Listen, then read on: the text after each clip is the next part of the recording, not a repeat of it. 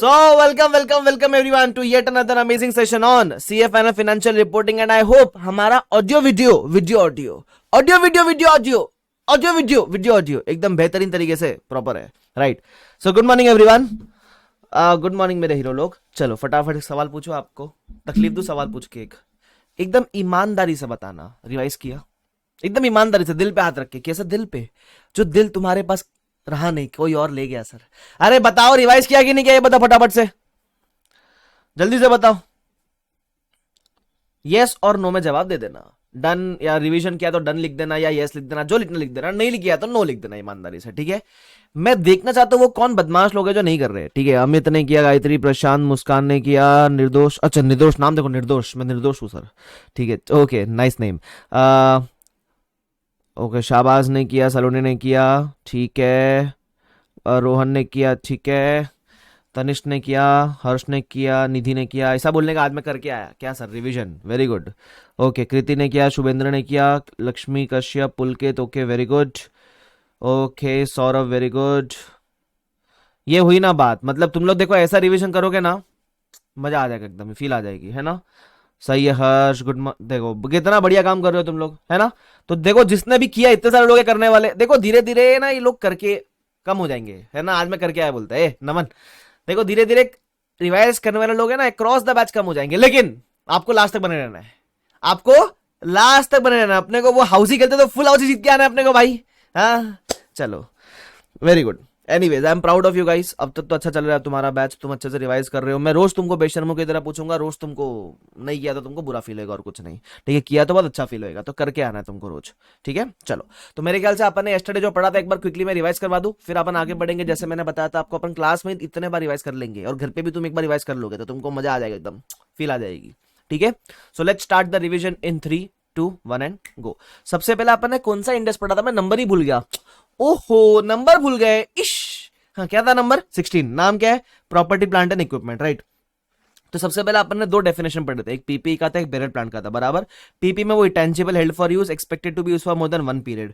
फिर अपन ने बेरर प्लांट के बारे में पढ़ा था, याद है क्या? वो बायोलॉजिकल एसेट होता है, उसमें लिविंग प्लांट, लिविंग एनिमल होता है। तो उसमें लिविंग प्लांट का दो बाइफर्केशन, बेरर, नॉन बेरर। तो बेरर कौन सा है? जिसका लाइफ मोर देन 1 ईयर है ना? लिविंग प्लांट जिसका लाइफ मोर देन 1 ईयर है। और बेरर प्लांट सब लोग क्या मिलता है? एग्रीकल्चर प्रोड्यूस मिलता है, मतलब मैंगो ट्री से मिलता है मैंगो, ध्यान रखना। उसके अलावा आपने देखा था रिकग्निशन क्राइटेरिया, दो ही है, FEBs and cost can be measured reliably. फिर आपने देखा था मेजरमेंट, है ना? अब आपने सबसे पहले इनिशियल मेजरमेंट पे, इनिशियल मतलब डे 1 पे आप कौन से वैल्यू पे मेजर करोगे। तो डे 1 पे कोई भी एसेट कौन से वैल्यू पे मेजर करोगे? Always always always at cost, perfect answer. फिर आपने देखा अभी कॉस्ट तो कह दिया सर, लेकिन कॉस्ट के अंदर क्या क्या आएगा? तो सबसे पहले आता है, क्या आता है? Purchase price. उसके बाद क्या आता है? ट्रेड लेस, ट्रेड डिस्काउंट करने का, है ना? उसके अलावा क्या ऐड करने का? Add non refundable taxes.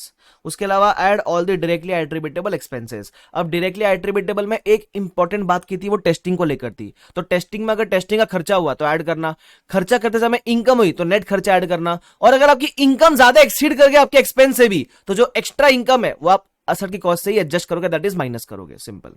क्या क्या चीजें इंक्लूड नहीं होगी? Inauguration expense, advertising, promotional, admin, general overheads वगैरह इंक्लूड नहीं होगी। उसके अलावा अगर कोई आइडल एसेट पड़ा है, इसको आपने कार पार्किंग की तरह यूज किया, तो उसका इनकम भी आप प्रॉफिट एंड लॉस में ट्रांसफर करोगे। कैश डिस्काउंट वगैरह कुछ मिला तो उसको सेपरेटली प्रॉफिट एंड लॉस में ट्रांसफर करोगे, उसको एसेट की कॉस्ट से एडजस्ट नहीं करोगे। उसके अलावा एक इंपॉर्टेंट आपने बात की थी, वो थी कॉस्ट ऑफ डीकमिशनिंग को लेकर। डीकमिशनिंग मतलब क्या होता है? डीकमिशनिंग मतलब ऐसा खर्चा जो आपको पता है करना ही पड़ेगा, लेकिन लेकिन लेकिन आज नहीं करेंगे, कुछ सालों के बाद करेंगे। तो क्या वो डायरेक्टली एट्रीब्यूटेबल था? The answer is yes. लेकिन क्योंकि कुछ सालों के बाद करना है, तो अपन आज कौन से वैल्यू पे कंसिडर करेंगे? प्रेजेंट वैल्यू पे कंसिडर करेंगे, है ना? तो प्रेजेंट वैल्यू निकालेंगे कैसे? बड़ा सिंपल है भाई साहब, डिस्काउंटिंग रेट आपको दिया रहेगा, आपका बुद्धि लगाना, कैलसी यूज करना, प्रेजेंट वैल्यू निकाल लेना, बराबर? तो प्रेजेंट वैल्यू पे आपने रिकॉर्ड किया, लेकिन पेमेंट तो फ्यूचर वैल्यू जितना करना है, तो प्रेजेंट वैल्यू से फ्यूचर वैल्यू पे जाने के प्रोसीजर को हम कहते हैं अनवाइंडिंग। तो हम अनवाइंडिंग करेंगे एवरी ईयर के एंड पे। अनवाइंडिंग के एंट्री सिंपल है, इंटरेस्ट टू प्रोविजन, और लास्ट में जाके पे ऑफ कर देंगे। मेरे ख्याल से अपन ने इतना यस्टरडे तक पढ़ा था, right? Is this clear to everyone? फटाफट से बताओ यस और नो। यस, चलो ठीक है, मेरे ख्याल से we are good to proceed further, ठीक है? तो अपन ने ना देखो क्या बोला था, कॉस्ट में क्या क्या आता है, तो बोलता है रिफर नोट नंबर 1 एंड 2। क्या बोला था? Refer note number 1 and 2। तो हमने नोट नंबर 1 तो कंप्लीट पूरा कर लिया था यस्टरडे ही, आज तो अपन ने वापस जाके रिवाइज कर लिया, मजा आ गया सर, ठीक है? अब आगे बढ़ता हूं, आगे नोट नंबर 2। नोट नंबर 2 का नाम क्या है? Deferred consideration. Sir what is the meaning of deferred consideration? तो डायरेक्टली नहीं पढ़ेंगे, पहले एग्जांपल लेंगे, एग्जांपल समझाऊंगा, फिर आपको ये पॉइंट बड़ा इजीली समझ जाएगा। ठीक है, यस, क्लियर? चलो आ जाओ, फटाफट से अपन एक एग्जांपल डिस्कस कर लेते हैं इसको लेकर। सुनना हुआ क्या, मेरे को है ना एक दिन है ना वो चाहिए था, क्या चाहिए था? लैपटॉप। तो है ना, ये मैं हूं, ठीक है, ये तुम्हारे एक सर बोलो, एक भैया बोलो, जो बोलना है बोलो, ठीक है। अब मेरे को एक बात बताओ, अपन लैपटॉप लेने के लिए कहाँ जाएंगे? तो कोई बढ़िया दुकान में जाएंगे, है ना, क्रोमा हो, देखो क्रोमा करके शॉप है, रिलायंस डिजिटल है वगैरह, ऐसे कोई इलेक्ट्रॉनिक शॉप में जाएगा मैं। तो क्रोमा करके एक इलेक्ट्रॉनिक शॉप होती है, बराबर? तुमको, मेरे को पता नहीं कि तुमको पता है कि नहीं पता, बट होती है एक शॉप क्रोमा करके, ठीक है। तो मैं क्रोमा की शॉप में गया, मैंने बोला आकाश कंदुई पधारे है, लैपटॉप दिखाओ। तो आया कोई सेल्स पर्सन, बोला सर ये देखो लिनोवो का लैपटॉप 60,000 रुपीज। मैंने बोला ओ हमारी तौहीन मत कीजिएगा, आकाश कंदुई पधारे, महंगा लैपटॉप दिखाओ। तो उन्होंने क्या बोला, उन्होंने एचपी का लैपटॉप दिखाया, बोला 1 लाख रुपीज का। सर मैंने बोला ओ आकाश कंदुई पधारे, महंगा लैपटॉप दिखाओ। तो फिर उन्होंने ना क्या बोलते हैं 1,50,000 का डेल का लैपटॉप दिखाया। मैंने बोला ओहो आकाश कंदुई पधारे, महंगा लैपटॉप दिखाया जाए। तो वो बोले सर सबसे महंगा दिखा दूं। मैंने बोला सबसे महंगा दिखाओ यार, आकाश कंदुई है। हाँ तुम समझ रहे हो क्या, रोहन बंसल थोड़ी ना अपन है इधर, रोहन बंसल थोड़ी ना, आकाश कंदुई है इधर, अमीर आदमी है ना, rich people, not poor people, Hungary people. तो उसने एक महंगे से महंगा लैपटॉप दिखाया, मैकबुक, ठीक है। मैंने पूछा मैकबुक कितने का? तो उसने बोला मैकबुक प्रो दिखाते सर आपको बढ़िया सा, 2 लाख रुपए का, 2 लाख रुपीज का मैकबुक। मैंने बोला ये हुई ना बात, ये हुई ना बात। तो मैंने बोला पैक कर दिया जाए, ठीक है। तो उसने मस्त पैक किया। मैंने जैसे ही वो लिया, उसने पैक करके मेरे को हाथ में थमाया, मैं मस्त पैकिंग पकड़ के ऐसे निकलने लग गया स्टोर के बाहर, ऐसे जाने लग गया मैं। तो उसने बोला ए आकाश कंदुई रोक। तो मैं ऐसे पलट के देखा, बताओ मेरे को उसने क्यों रुकाया? उसने मुझे मैकबुक थमाया, मैं मस्त पार्सल पकड़ के जाने लग गया, है ना। अब बताओ उसने मुझे क्यों रुकाया? वो बोलता है आकाश कंदुई पलट, पलट ए पलट। ठीक, इतना गंदा एक्टिंग किया मैंने। हाँ बताओ क्यों रुकाया उसने मुझे? परफेक्ट आंसर, पैसा कौन देगा? अरे पैसा कौन देगा? हाँ पैसा कौन देगा, सही बोला रोहन सिद्धांत, है ना। मानसी शाबाश बोलते हैं पैसा कौन देगा सर? तो मैंने बोला देता हूं। तो मैंने वॉलेट चेक किया, मैंने बोला ओ पैसे तो नहीं है। तो मैंने उसको बोला अरे यार पैसे देने होते हैं क्या? तो उसने बोला ए आकाश कंदुई चल मस्ती नहीं, पैसा दे। तो मैंने बोला पैसा आज तो नहीं है, पैसा 1 साल बाद दूंगा, पैसा 1 साल बाद दूंगा। तो उसने बोला अच्छा पेमेंट आफ्टर 1 ईयर करोगे? तो जब पेमेंट आफ्टर 1 ईयर करोगे तो क्या वो सेम चीज मेरे को 2 लाख में देगा क्या? Will he give me the same thing for 2 lakhs? The answer is no, he will not give me for 2 lakhs.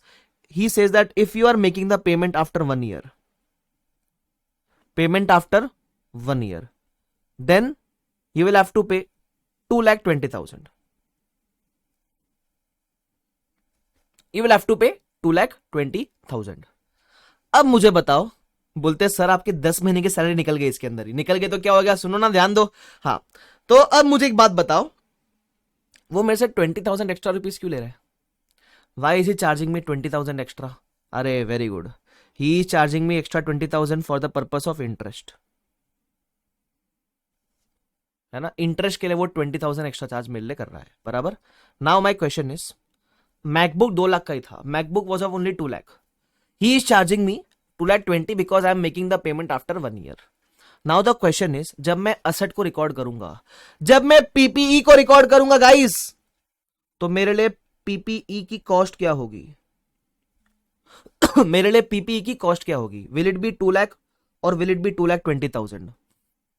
Will it be 2 lakhs और विल इट बी 2,20,000? तो आप काफी लोग बोलेंगे 2 लाख रहेगा सर, आप काफी लोग बोलेंगे 2,20,000 होगा सर, है ना। अब सुनना मेरी बात, पीपीई की कॉस्ट आपकी 2 lakhs ही है, पीपीई की कॉस्ट आपकी 2 lakhs ही है, लेकिन सर हम तो 2,20,000 पे कर रहे हैं। कॉस्ट के नाम पे आप 2 लाख ही रिकॉर्ड करोगे, बिकॉज जो एक्स्ट्रा 20,000 है you are not paying for the asset, जो एक्स्ट्रा 20,000 है you are not paying for the asset, you are paying for ऐसा समझ लो आप जो 1 साल के बाद पेमेंट कर रहे हो, एक तरीके से आप लोन जैसा ले रहे हो, तो जो 1 साल के आप बाद पेमेंट कर रहे हो, जो आप क्रेडिट पीरियड ले रहे हो ना, उसके लिए आप 20,000 एक्स्ट्रा पे कर रहे हो, राइट। जो टेन्योर है लोन का, उसके लिए आप 20,000 एक्स्ट्रा पे कर रहे हो, right. It is a finance cost basically. तो जो 20,000 का इंटरेस्ट है वो आप एक्सपेंस बुक करोगे, over the period of 1 year. तुम समझ रहे हो मेरी बात? तो आपके लिए पीपी की कॉस्ट को आके पूछे ना तुमको कान में कि ये सिद्धांत बताओ ना कॉस्ट कितनी होगी पीपी की, तो बोलने का 2 lakhs। So whatever 20,000, it is interest expense will be transferred to profit and loss, because that 20,000 is not for the purchase of asset, it is for that credit term which you are earning 1 year का। इसलिए क्योंकि देखो अगर आप ये नहीं मांगते तो 2 लाख ही भरते ना, तो आइडियली असेट के लिए आप उतना ही भर रहे हो। सिंपल कहानी, ध्यान रखना है वाला पार्ट। सर लेकिन अच्छा क्लियर है ये वाला पार्ट ना? यस ठीक है। अब लेकिन कुछ बुद्धिमान व्यक्ति मेरे पास आएंगे और बोलेंगे सर हमने कहीं तो पढ़ा है कि इंटरेस्ट भी कैपिटलाइज होता है। अरे वो तुमने बोरिंग कॉस्ट में पढ़ा रहेगा। वो बोरिंग कॉस्ट की बातें कब होती है? जब वो asset is a qualifying asset.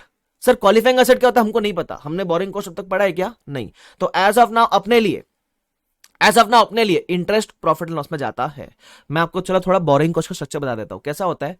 जब भी कोई असेट को बनने में समय लगता है, सपोज आप असेट खरीद नहीं रहे हो, आप असेट खुद बना रहे हो, है ना, उसको बोलते हैं क्वालिफाइंग असेट। उसको बनने में 12 महीना ऐसा लगता है। आइडियली आपने एएस में सिखा रहेगा ये चीज, राइट। तो जब कोई क्वालिफाइंग असेट पे आप लोन लेते हो तो उसका इंटरेस्ट आप कैपिटलाइज कर सकते हो। ये क्वालिफाइंग असेट नहीं है।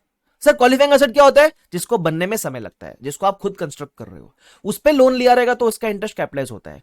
ये आपको सिर्फ बैकग्राउंड दे रहा हूं, अगर किसी को बोरिंग कॉस्ट के बारे में पता होगा तो बराबर। जिसको नहीं पता टेंशन मत लो, बोरिंग कॉस्ट का भी एक इंडेक्स है, वहां अपन पढ़ेंगे।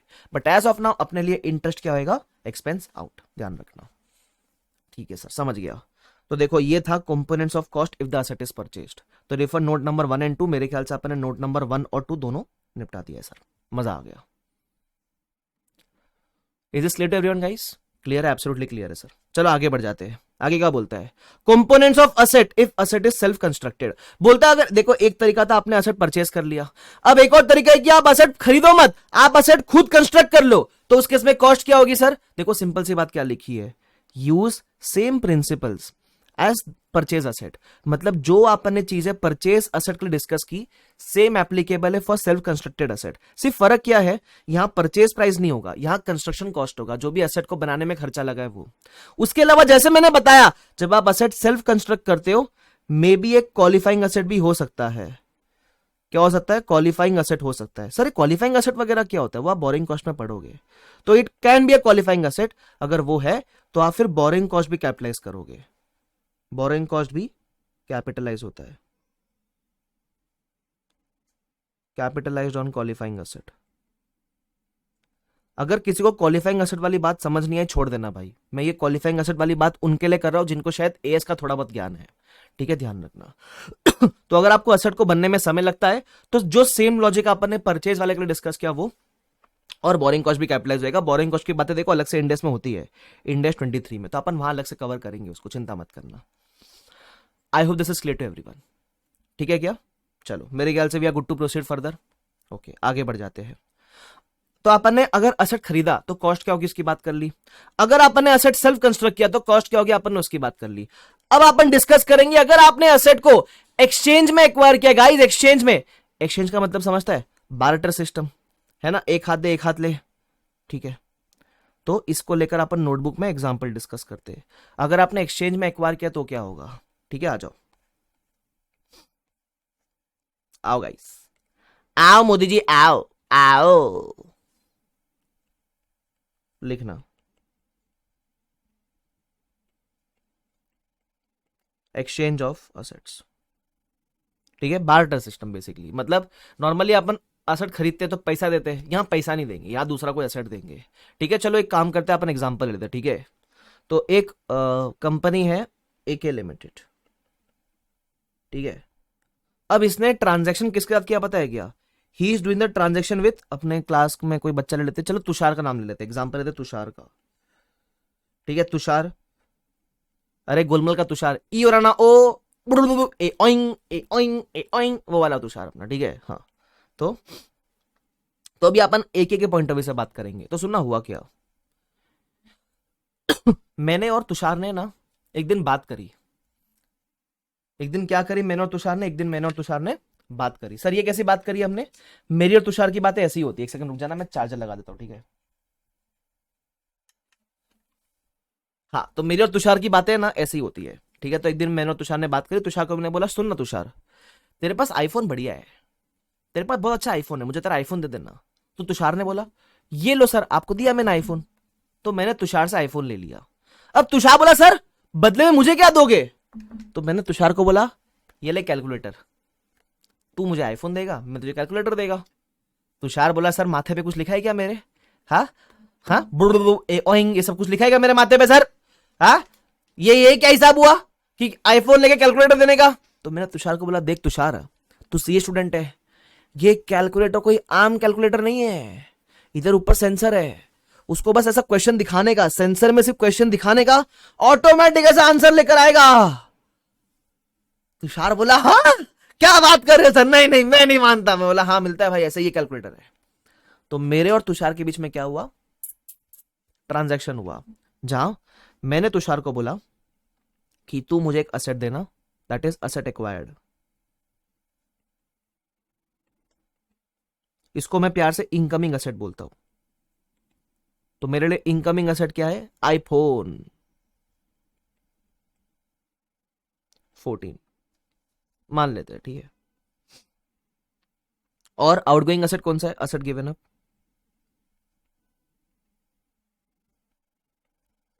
असेट गिवन अप कौन सा है? Outgoing asset, that is calculator. मैंने क्या मस्त येड़ा बनाया, कैसा मस्त बाटली में उतरना तुषार को। ठीक है, तुम बोलोगे सर ऐसा कैलकुलेटर होता है क्या? मेरा तो है, तुम्हारा नहीं पता मुझे, ठीक है? तो मेरे लिए आईफोन आ रहा है और मेरे लिए कैलकुलेटर जा रहा है, ठीक है? अब मेरे को इसकी अकाउंटिंग करनी है, ठीक है? मैं आपको थोड़ी इंफॉर्मेशन देता हूं। जो आईफोन आ रहा है, जो आईफोन आ रहा है उसका फेयर वैल्यू कितना है मार्केट में? उसका मार्केट में fair value is let's say 1 lakh rupees. उसका मार्केट में fair value is let's say 1 lakh rupees. और जो असेट जा रहा है, जाने वाले असेट का मेरे पास दो दो इंफॉर्मेशन है।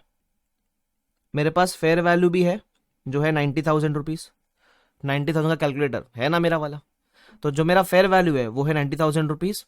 लेकिन मेरे बुक्स में जो कैरिंग अमाउंट है, सीए कैरिंग अमाउंट मतलब समझता है ना कि मेरे बुक्स में कौन से वैल्यू पे दिख रहा है?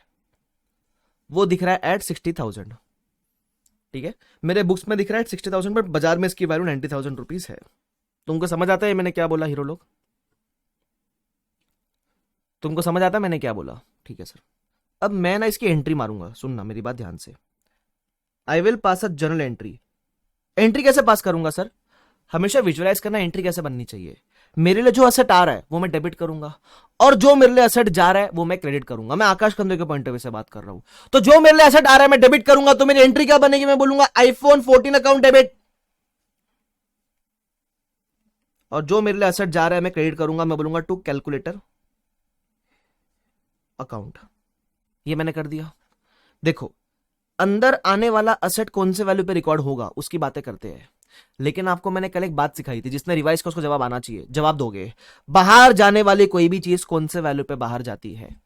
बाहर जाने वाली कोई भी चीज कौन से वैल्यू पे बाहर जाती है? बताओ बताओ माय लॉर्ड, बताओ।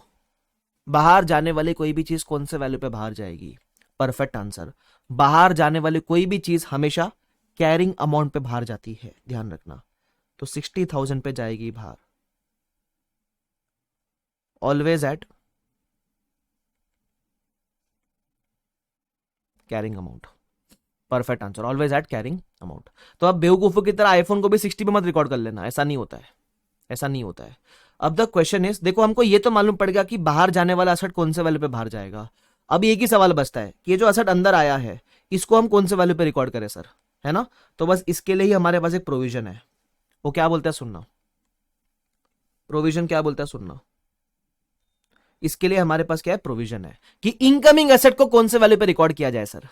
तो 3 प्रेफरेंसेस दिया हुआ है, ठीक है? ऑफकोर्स 3 प्रेफरेंस मतलब अगर पहला वाला इंफॉर्मेशन अवेलेबल है तो हम फर्स्ट प्रेफरेंस यूज करेंगे। तो 3 प्रेफरेंस अपन लिख लेते हैं फटाफट से एक बार, आ जाओ। फर्स्ट प्रेफरेंस हम किसको देंगे? फर्स्ट प्रेफरेंस हम देंगे fair value of asset given up plus cash paid if any. मतलब अगर आपने जो भी एसेट दिया हुआ गया बाहर, जो भी एसेट गिवन अप है उसका आप फेयर वैल्यू लोगे। उसके अलावा अगर आपने साथ में कोई कैश भी थोड़ा बहुत पे किया तो उसका भी आप कंसिडरेशन ले लेना। पहला प्रेफरेंस है। फिर आएगा second preference and that is fair value of asset acquired. अगर गिवन अप का फेयर वैल्यू नहीं है तो एक्वायर्ड का फेयर वैल्यू लोगे। ठीक है। थर्ड प्रेफरेंस इज अगर ये दोनों अवेलेबल नहीं है, ना ये अवेलेबल ना ये अवेलेबल, तो थर्ड प्रेफरेंस लोगे, that is carrying amount of asset given up plus plus plus cash paid if any. मतलब अगर दोनों ही फेयर वैल्यू पे नहीं है, अगर दोनों ही आपका फेयर वैल्यू नहीं अवेलेबल है तो आप कैरिंग अमाउंट को चूज करोगे। फिर carrying amount of asset given up plus cash paid if any. ये तीन प्रेफरेंस है, बराबर। अच्छा,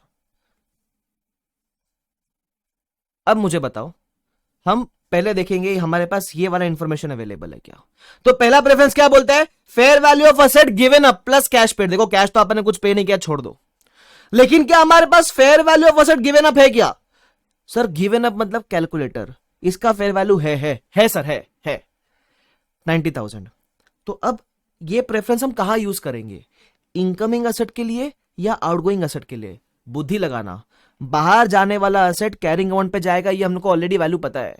हम ये प्रेफरेंसेस किसके लिए यूज करेंगे, जो असेट इनकमिंग है उसके लिए यूज करेंगे, बराबर। तो हम आईफोन 14 को कौन से वैल्यू पे रिकॉर्ड करेंगे, हम आईफोन 14 को रिकॉर्ड करेंगे fair value of asset given up पे, बराबर। दैट इज गिवन अप का फेयर वैल्यू कितना है, 90,000 रुपीज। तो हम इसको 90,000 पे रिकॉर्ड करेंगे, हम इसको 90,000 पे रिकॉर्ड करेंगे। सर डिफरेंस आ रहा है, डिफरेंस आएगा, डिफरेंस वो आपको क्रेडिट साइड में डिफरेंस आएगा, तो उसको आप बोलोगे to profit on exchange, to profit on exchange, जो जाएगा आपका प्रॉफिट एंड लॉस के अंदर 30,000, जो आपका जाएगा प्रॉफिट एंड लॉस के अंदर। बस टेंशन मत लो, और एग्जांपल लूंगा, बट ये वाला तुमको समझ आया गया। यस, ठीक है। अब है ना, ये तो हमने कर लिया। अब आपके मन में पता है सवाल आ सकता है, क्या सवाल आएगा पता है, कि सर गिवन अप को पहला प्रेफरेंस क्यों दे रहे हैं और एक्वायर्ड को दूसरा प्रेफरेंस क्यों दे रहे हैं, क्योंकि है दोनों तो फेयर वैल्यू। आइडियली तो आईफोन को हमको 1 लाख पे रिकॉर्ड करना चाहिए, उसकी फेयर वैल्यू तो 1 लाख है, हम गिवन अप की फेयर वैल्यू को कंसिडर कर रहे हैं। अब मेरी बात ध्यान से सुनना, ये जो तीन प्रेफरेंस है ना, ये पता किसने दिया है, ये एज पर आईसीएआई है। These three preferences are as per ICAI. तुमको पता है बेयर एक्ट में क्या लिखा है, do you want to know bare act में क्या लिखा है, आ जाओ आ जाओ इधर आओ, बेयर एक्ट पढ़ो। ये बेयर एक्ट में लिखा है, ठीक है, मैं लिख देता हूं इधर, ये एज पर बेयर एक्ट है। सुनो बेयर एक्ट में क्या लिखा है, बेयर एक्ट में दो ही प्रेफरेंस है। फर्स्ट प्रेफरेंस पता है क्या है, first preference fair value of asset given up plus cash paid, और fair value of asset acquired, whichever is more clearly evident. ये बेयर एक्ट बोलता है। मतलब बेयर एक्ट में भेदभाव नहीं किया गया है कि गिवन अप की वैल्यू को, फेयर वैल्यू को पहला प्रेफरेंस, एक्वायर्ड वाले को दूसरा प्रेफरेंस, ना मुन्ना ना। बेयर एक्ट रियल में बोलता है कि रियल लाइफ में तुम ये देखना, गिवन अप का फेयर वैल्यू ज्यादा इजीली अवेलेबल है या एक्वायर्ड का फेयर वैल्यू ज्यादा इजीली अवेलेबल है। जिसका फेयर वैल्यू तुमको लगता है कि मोर क्लियरली एविडेंट है, तुम उसको यूज करोगे। लेकिन अब एग्जाम में अगर दोनों का फेयर वैल्यू दे दे तो एग्जाम की कंफ्यूजन को दूर करने के लिए आईसीएआई ने अपने हर क्वेश्चन में यही फॉर्मेट यूज किया है। तो तुमको यह बात का ध्यान रखना है। I hope this is clear to everyone, बराबर। तो तुमको बेयर एक्ट नहीं याद रखना है, तुमको एज पर आईसीएआई ही याद रखना है, सिंपल, कहानी खत्म। मेरे ख्याल से this is done and dusted, ठीक है। चलो, क्या मैं सेकंड एग्जांपल ले लूं इसके ऊपर, मेरे को लेना है सेकंड एग्जांपल भी ले लूं, क्योंकि सेकंड एग्जांपल आप ही सॉल्व करोगे, मजा आएगा। आ जाओ, चलो आ जाओ, सेकंड एग्जांपल। मतलब इसका पहला एग्जांपल था ना, ये फर्स्ट था, अब आ जाओ सेकंड। सुनना वापस से, एके लिमिटेड, ठीक है। सुनना, इसने क्या एक्वायर किया, इसने वही तुषार को वापस से येड़ा बनाया, है ना। तो हमने असेट कौन सा एक्वायर किया, असेट एक्वायर्ड वही iPhone.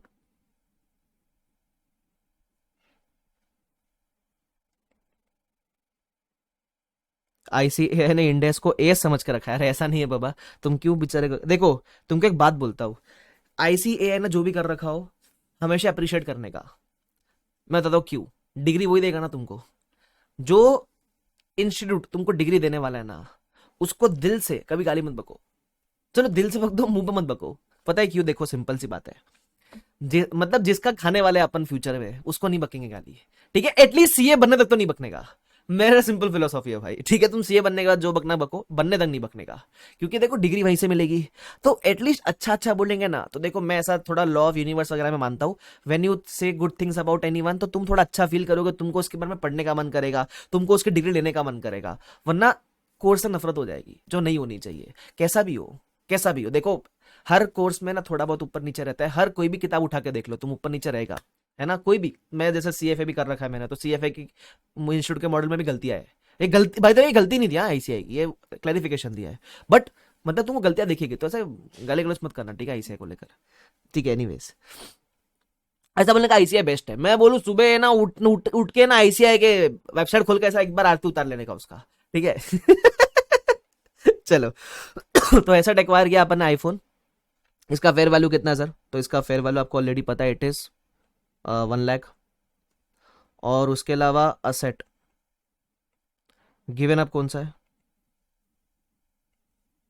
Asset given up is calculator.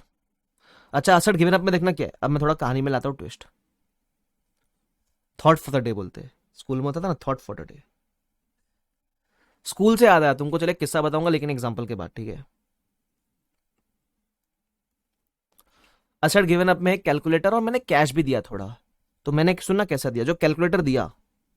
अब देखो इतनी सारी इंफॉर्मेशन है कि ना you will get confused, but है ना अगर तुम कंसेप्चुअली क्लियर हो, तुमको दिक्कत नहीं आनी चाहिए। कैलकुलेटर का fair value is 90,000, carrying amount is 60,000। Sir what about cash पे, कितना कैश पे किया?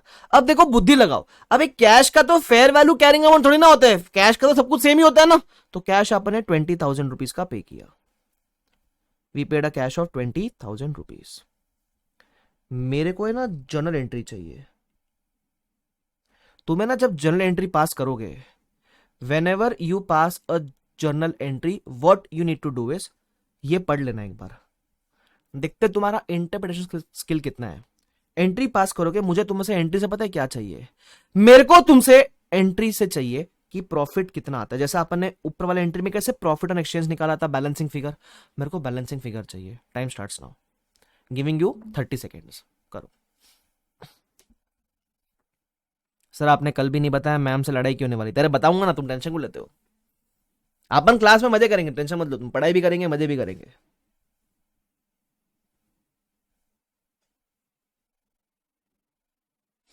बताओ।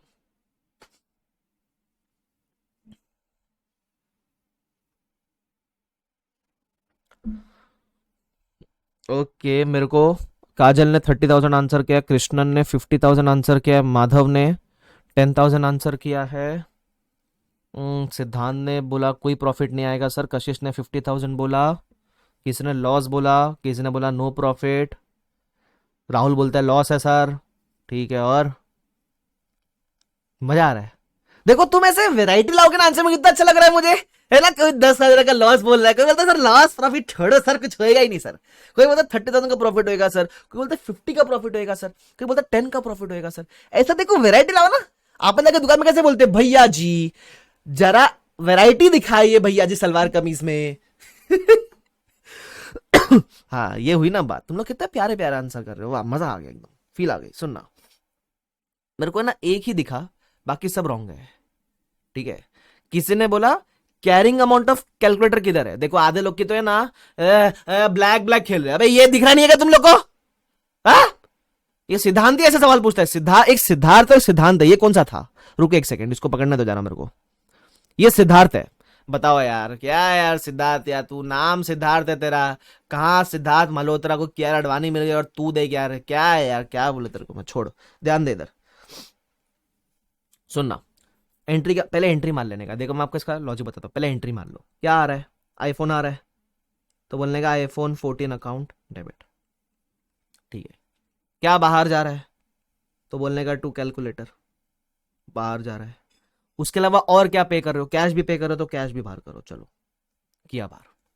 अब ये बाहर जाने वाला असेट है, बाहर जाने वाले असेट कौन से वैल्यू पे बाहर करने का, ऑलवेज एट कैरिंग अमाउंट।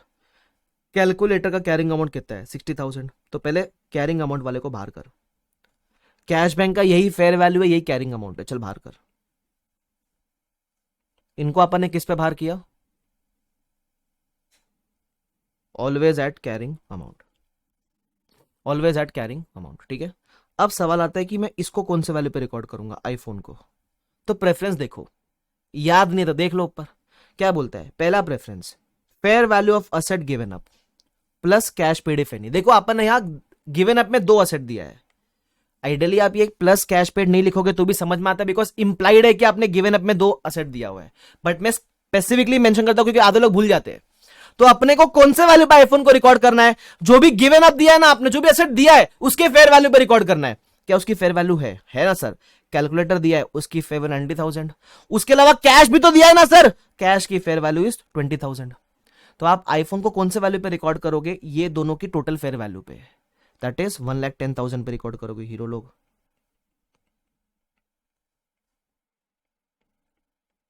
90 + 20। अच्छा सर ऐसे करना था क्या, हाँ। तो देखो क्लास में गलती करना कोई बुरी बात नहीं है, क्लास में भर के गलती करने का, क्योंकि तुम गलती करोगे तो मेरे को आंसर की वैरायटी मिलेगी, मेरे को मजा आएगा, ठीक है। Anyways, but on a lighter note, on a serious note, आप गलती करोगे तो कोई बात नहीं है क्लास में करने का, टेंशन वाली बात नहीं है कोई। तो आपको प्रॉफिट कितना आएगा, टू प्रॉफिट ऑन एक्सचेंज 30,000, 30,000, ये आपका करेक्ट आंसर है। देखो काफी लोग ने शायद टू कैशबैक करना भूल गए रहेंगे, क्योंकि उनको वो भूल गए कि कैश भी तो बाहर जा रहा है, ऐसा, ठीक है। चलो मैं आपसे तीनों प्रेफरेंस एक बार ओरल टेस्ट ले लूं क्या, सुनना मेरी बात। सबसे पहले मेरे को ये बताओ, एक्सचेंज वाले केस में जो तीन प्रेफरेंस दिया हुआ है वो कौन से असेट की वैल्यू के लिए दिया हुआ है, क्या वो इनकमिंग असेट को कौन से वैल्यू पे रिकॉर्ड करेंगे इसके लिए दिया हुआ है, या वो आउटगोइंग असेट को कौन से वैल्यू पे बाहर करेंगे उसके लिए दिया हुआ है, पहले ये बताओ। परफेक्ट आंसर सर, आउटगोइंग तो कैरिंग आउट के ऊपर बाहर जाएगा, तो जो इनकमिंग असेट है उसको कौन से वैल्यू पे रिकॉर्ड करेंगे उसके लिए दिया हुआ है। जो इनकमिंग असेट है उसको कौन से वैल्यू पे रिकॉर्ड करेंगे उसके लिए दिया हुआ है, ठीक है। कितने प्रेफरेंस है हमारे पास, तीन प्रेफरेंस है, ठीक है, तीन प्रेफरेंस है। पहला प्रेफरेंस कौन सा है, first preference, fair value of, perfect answer, fair value of asset given up, given up plus cash paid, अगर गिवन अप में कैश भी दिया तो वो भी ले लेना, fair value of asset given up plus cash paid if any. पहला प्रेफरेंस ये अवेलेबल नहीं है पहले वाला, तो सेकंड प्रेफरेंस क्या है, fair value of asset acquired, है ना, fair value of asset acquired, ये दोनों ही नहीं है तो फिर थर्ड प्रेफरेंस क्या है। तो जब दोनों के फेयर वैल्यू नहीं है तो फिर कैरिंग अमाउंट देखने का, that is carrying amount of asset given up plus cash paid if any, बराबर। अगर दोनों का फेयर वैल्यू नहीं होता तो आप यूज करते हैं carrying amount of asset given up plus cash paid if any, ठीक है। सर हमको सब पे एग्जांपल दे दो ना, अरे बाबा वो आएंगे, आने वाले इंडेक्स में बहुत सारे आते हैं ऐसे एग्जांपल, तो अपन वहां कवर करेंगे इसको, बट बेसिक स्ट्रक्चर याद रखना। चलो ठीक है, anyways I am proceeding further, ठीक है, आ जाओ। अब एक्सचेंज के ऊपर एक आखिरी चीज,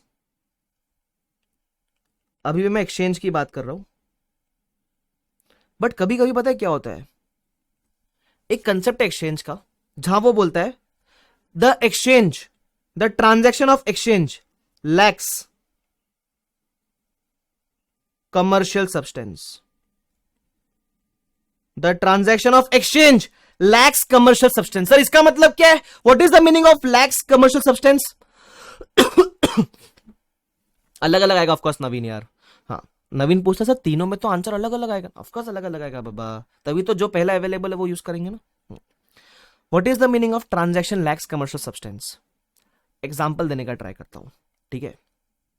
तो है ना अपने पास सपोज मैं एके, ठीक है, एके कैसा आदमी है, बहुत अमीर आदमी है, बहुत पैसा है, पैसा बह रहा है, मतलब जेब से पैसा गिर रहा है, हर जगह से पैसा गिर रहा है सर, है ना। तो है ना आकाश के अंदर का इतना पैसा है कि इसका एक फरारी खरीद ली इसने, तो इसके पास एक कार है, कौन सी कार, फरारी, बहुत पैसा है, मतलब पैसा ही पैसा है। कौन से कलर की है सर, तो इसकी फरारी है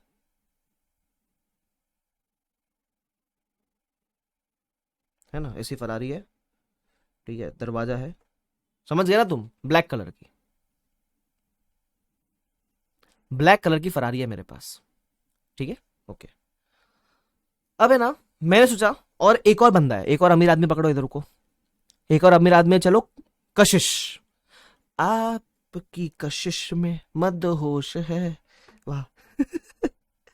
चलो ठीक है, कशिश नाम ले लेते हैं अपन, कशिश, ठीक है। फरारी को काली कर दिया, अरे फरारी तो ब्लैक पिंक वो होती है ना, रेड ना।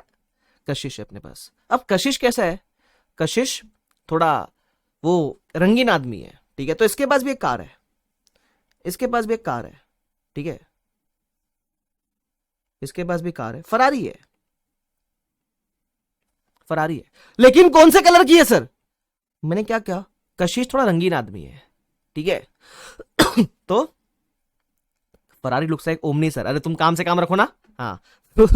फरारी इसका पिंक कलर की फरारी है, पिंक कलर, पिंकी पिंक पिकी पू। तो इसके पास है फरारी पिंक पिकी पू, ठीक है, पिंक कलर की फरारी है इसके पास। तो अब हुआ क्या सुनना, अब मैं किसके पॉइंट ऑफ व्यू से बात कर रहा हूं, मैं आकाश कंदोई के पॉइंट ऑफ व्यू से बात कर रहा हूं, हम इसका पॉइंट ऑफ व्यू पकड़ रहे हैं। तो मैंने कशिश को क्या बोला, हे कशिश सुनना, तू मेरी ब्लैक फरारी ले ले और मेरे को तेरी पिंक पिकी पू वाली फरारी दे दे। तू मेरी ब्लैक फरारी ले ले और तू मुझे तेरी पिंक पिकी पू वाली फरारी दे दे, ठीक है। लेकिन दिक्कत पता है क्या है, अब आप नोटिस करो, अगर आप कलर को पिक्चर से निकाल दोगे, अगर आप कलर को पिक्चर से निकाल दोगे, तो दोनों सेम नेचर का असेट एक्सचेंज कर रहे हैं। दोनों क्या कर रहे हैं, दोनों सेम नेचर का असेट एक्सचेंज कर रहे हैं। तो सुनना क्वेश्चन क्या बोलता है, इधर एक चीज, जो असेट आपस में एक्सचेंज हो रहे हैं, मैं बता रहा हूं ना, कलर छोड़ के सब कुछ सेम है, मॉडल नंबर, प्राइस, वो कौन सा, वो सब कुछ, एवरीथिंग इज सेम, ठीक है। तो जो एसेट वो एक्सचेंज कर रहे हैं, it is of same nature, they have the same characteristics as well, same nature same characteristics. जब ऐसा होता है तो स्टैंडर्ड बोलता है the transaction lacks commercial substance.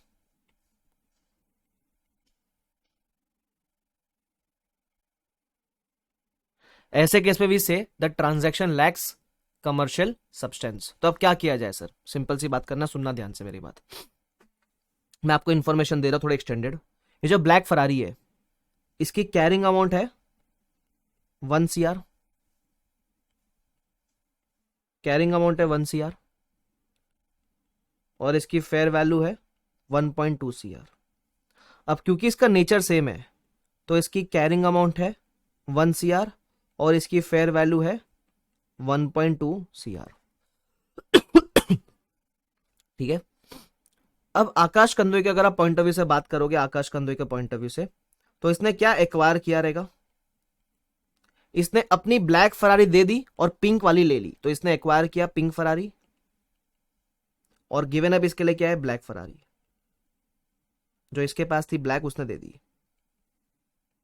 ठीक है। अब द क्वेश्चन इज, जब आप सेम नेचर का असेट एक्सचेंज कर रहे हो ना, तो उस केस में स्टैंडर्ड ने आपको 3 प्रेफरेंस नहीं दिया है।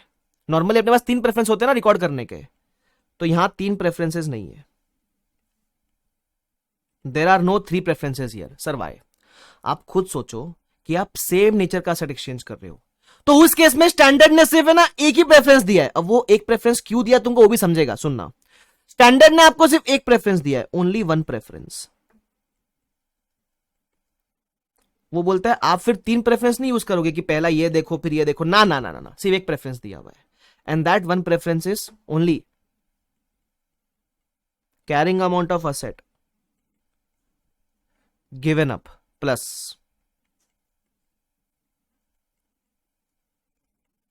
Cash paid if any. सिर्फ एक प्रेफरेंस है, carrying amount of asset given up plus cash paid if any, बराबर। कोई 3 प्रेफरेंस आपको नहीं दिया गया, एक ही प्रेफरेंस दिया गया आपको, बराबर। अब मुझे एंट्री मारने का ट्राई करना है, ठीक है। तो मैं एंट्री मारता हूं, चलो मैं क्या एंट्री मारूंगा, क्या एंट्री मारूंगा मैं, सुनना।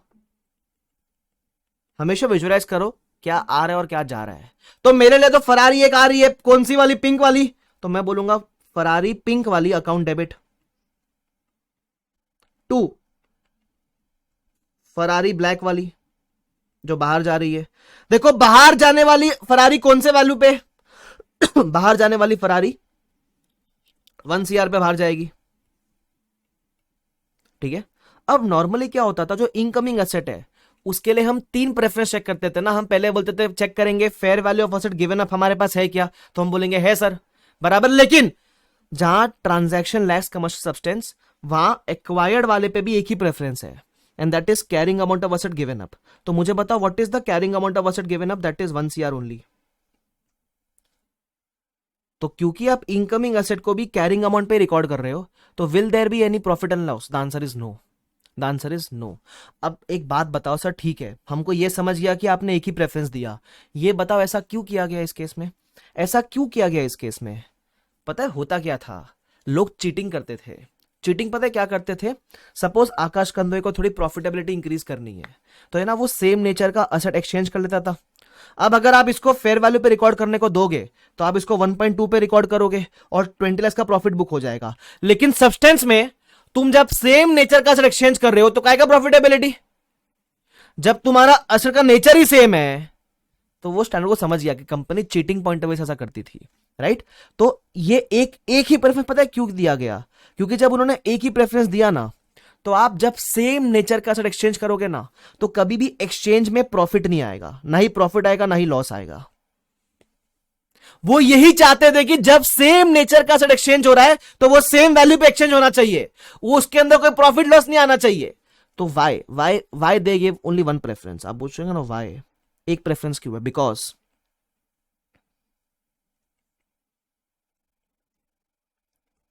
they want us to avoid booking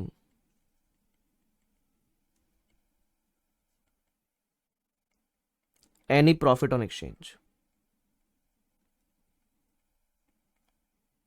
भयंकर सर, वेरी गुड।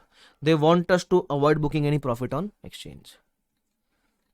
क्या स्मार्ट है देख लो भाई, तुम क्या समझ रहे थे इसको, है बुद्धू समझाए क्या?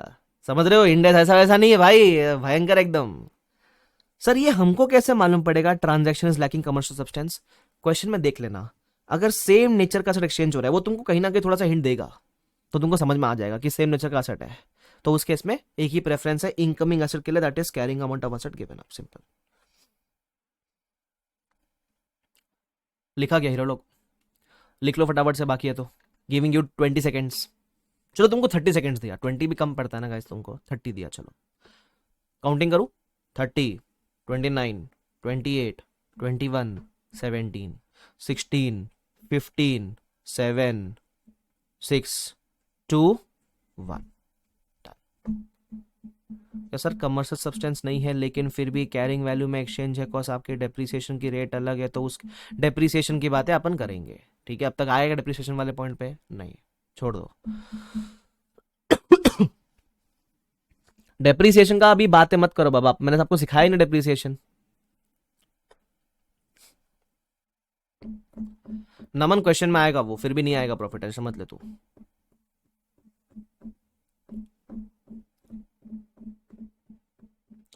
अब है ना, जैसे किसी ने बोला है कि सर अगर सपोज कलर के अलावा भी बाकी कैरेक्टरिस्टिक अलग होती, तो सपोज ये लो प्राइस मॉडल है, ये हाई प्राइस मॉडल है, फिर उस केस में आप ये नहीं बोलते कि there are same characteristic same nature, फिर उस केस में आप नॉर्मल अकाउंटिंग करते हैं।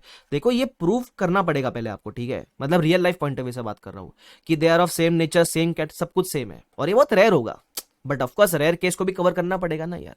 बट अगर आपको लगता है नहीं नहीं सर कैरेक्टरिस्टिक सेम नहीं है, कलर के अलावा बहुत कुछ फर्क होता है, तो उस केस में आप ये ऊपर वाला फॉलो करो ना, सिंपल है। क्लियर? यस। अच्छा किसी ने मुझे सर कैश पे किया, तो चलो एक काम करो, तुम्हारा कैश का एग्जांपल ले लेता हूं, ठीक है। सुन लो, सपोज ऐसा होता ऊपर वाले एग्जांपल में, फरारी दिया, फरारी ब्लैक, मैं एक एक पॉइंट ऑफ व्यू से बात करो, ठीक है। ये गिवन अप है, अब सुन लो कैसे होएगा, ठीक है। ये गिवन अप है, तो तुमने इसका कैरिंग अमाउंट कितना है 1 CR, फेयर वैल्यू कितना है 1.2 CR, और साथ में तुमने एक और चीज गिवन अप करी, कैश भी गिवन अप किया तुमने, कितना, लेट्स से 20 lakhs। बराबर, और बदले में क्या एक्वायर किया, एक्वायर पिंक फरारी। इसका फेयर वैल्यू वगैरह कोई काम का नहीं है, चलो ठीक है। मैं अज्यूम कर रहा हूं that transaction lacks commercial substance. मारो एंट्री, मारो एंट्री, बोल दो आएगा। आधे लोग बोल रहे सर कैश आएगा तो प्रॉफिट आएगा ना। अरे तुम्हारा माथा खराब है क्या? मार के देखो, नहीं आएगा प्रॉफिट। तुमको जो इनकमिंग असेट है उसको कैरिंग अमाउंट ऑफ असेट पे रिकॉर्ड करना है, कैरिंग अमाउंट जो गिवन अप है उस पर रिकॉर्ड करना है। गिवन अप में एक दो तो दो तीन दो, क्या फर्क पड़ता है, सबका कैरिंग अमाउंट मिला के जोड़ देना। करके देखो, नहीं आएगा प्रॉफिट लॉस। बताओ एंट्री, चलो करो। डजन मैटर कार्तिकेय, फिर उस केस में again transaction lace commercial substance. मारो एंट्री, चलो बताओ कितना प्रॉफिट लॉस आता है। प्रॉफिट लॉस का अमाउंट बताना।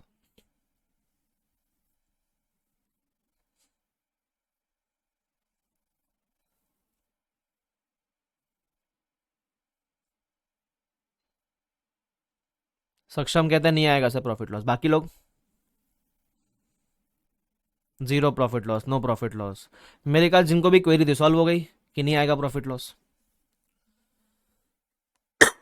तो क्या एंट्री मारेंगे हीरो लोग? पिंक आ रही है तो pink Ferrari account debit to black वाली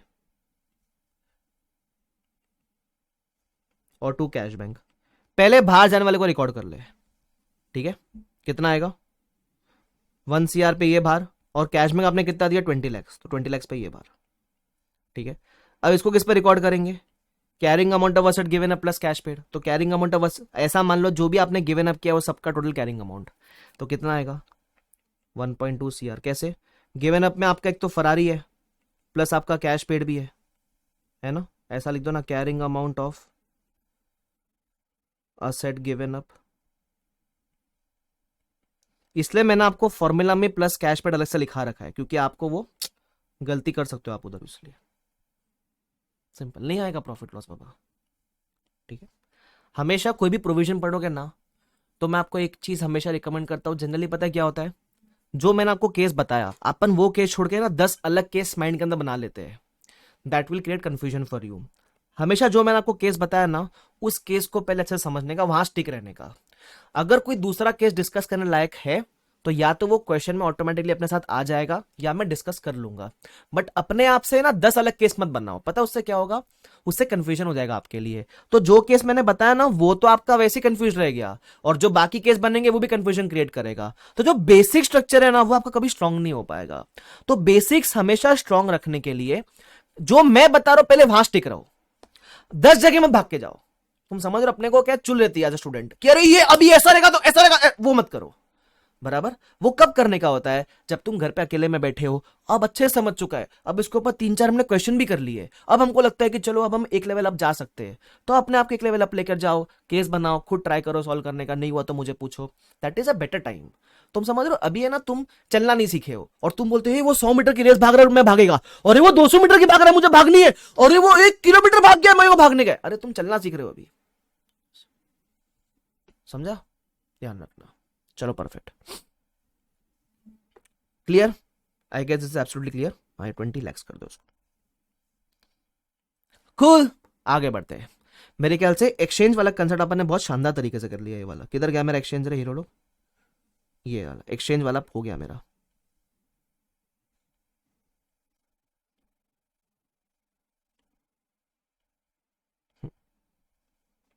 डन, ठीक है।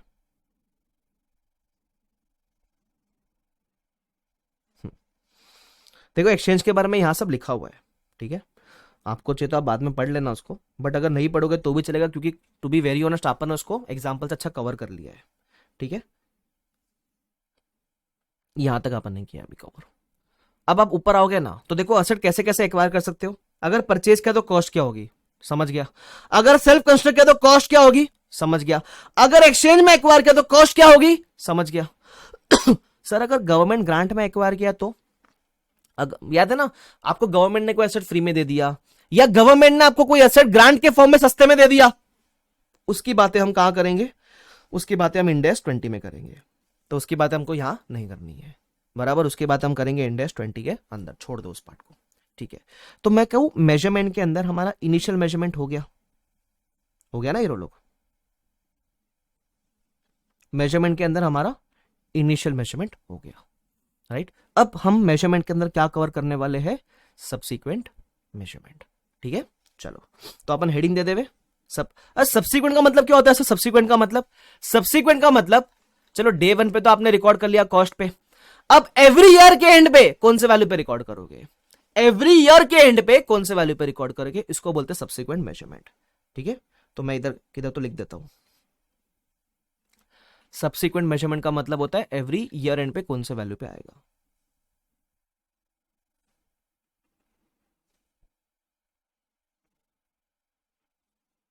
एवरी ईयर के एंड पे, ठीक है। चलो ये लिख दिया, ओके। अब है ना ये दोनों दो मॉडल है अपने पास, ऐसा समझने के लिए अपन एग्जांपल लेंगे, लिखा ना। अरे तुमको मैं किस्सा बताऊँ कल क्या हुआ मेरे साथ। कल है ना हम लोग कर रहे थे डिनर घर पे, ठीक है। तो मैंने ऐसा बताया कि है ना मेरे को 3rd स्टैंडर्ड में ना वो हुआ था जॉन्डिस, ठीक है, मेरे को जॉन्डिस हुआ था।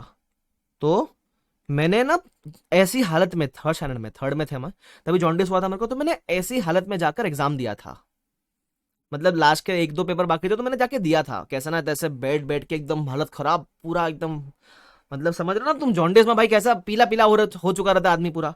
तो भी 1 या 2 पेपर बाकी था, मैंने जाके दिया था जॉन्डिस की हालत में। तो है ना मेरी वाइफ है, मेरी वाइफ क्या बोलती है, उसको भी 8th में हुआ था सेम कुछ बीमारी ऐसा ही, 8th स्टैंडर्ड के फाइनल एग्जाम्स में, तभी होता था ना फाइनल एग्जाम्स वगैरह, तो उसको 8th स्टैंडर्ड के फाइनल एग्जाम में जॉन्डिस वगैरह ऐसा कुछ हो गया था, मुझे एग्जाम एग्जैक्टली नहीं याद कौन सा बीमारी हुआ था, कुछ तो हुआ था। तो उसने पता है क्या किया, वो एक तो पढ़ाई में कामचोर है, ठीक है लॉयर वैसे, पढ़ी लिखी है लेकिन वैसे पढ़ाई में कामचोर है, होते हैं ना कुछ कुछ लोग होते हैं कामचोर पढ़ाई में। तो उसने पता है क्या किया, उसने ना, तभी ऐसा होता है स्कूल में कि अगर आप बीमार हो आप लेटर सबमिट कर दो, ठीक है, आपको बिना एग्जाम दिए सीधा 9th में प्रमोट कर देंगे भाई, बिना एग्जाम दिए सीधा 9th में क्या कर देंगे, प्रमोट कर देंगे। मेरे तभी दिमाग में एक थॉट आया कि देखो अगर आप लोग मुझे आईसीआई का प्रेसिडेंट बनाते हो, प्रेसिडेंट, ठीक है, तो मैं पता है तुम्हारे लिए क्या करूंगा, सुनो एक स्कीम है मेरे पास, सुनो मेरी बात, वाइफ की बुराई क्या, सही बात है भाई, हाँ सुनना ना, एक स्कीम है मेरे पास। क्या स्कीम है पता है, देखो तुम मेरे को प्रेसिडेंट बनाओ, अगर तुम्हारे अटेम्प्ट के समय बीमार हो गए मैं तुमको पास करा दूंगा।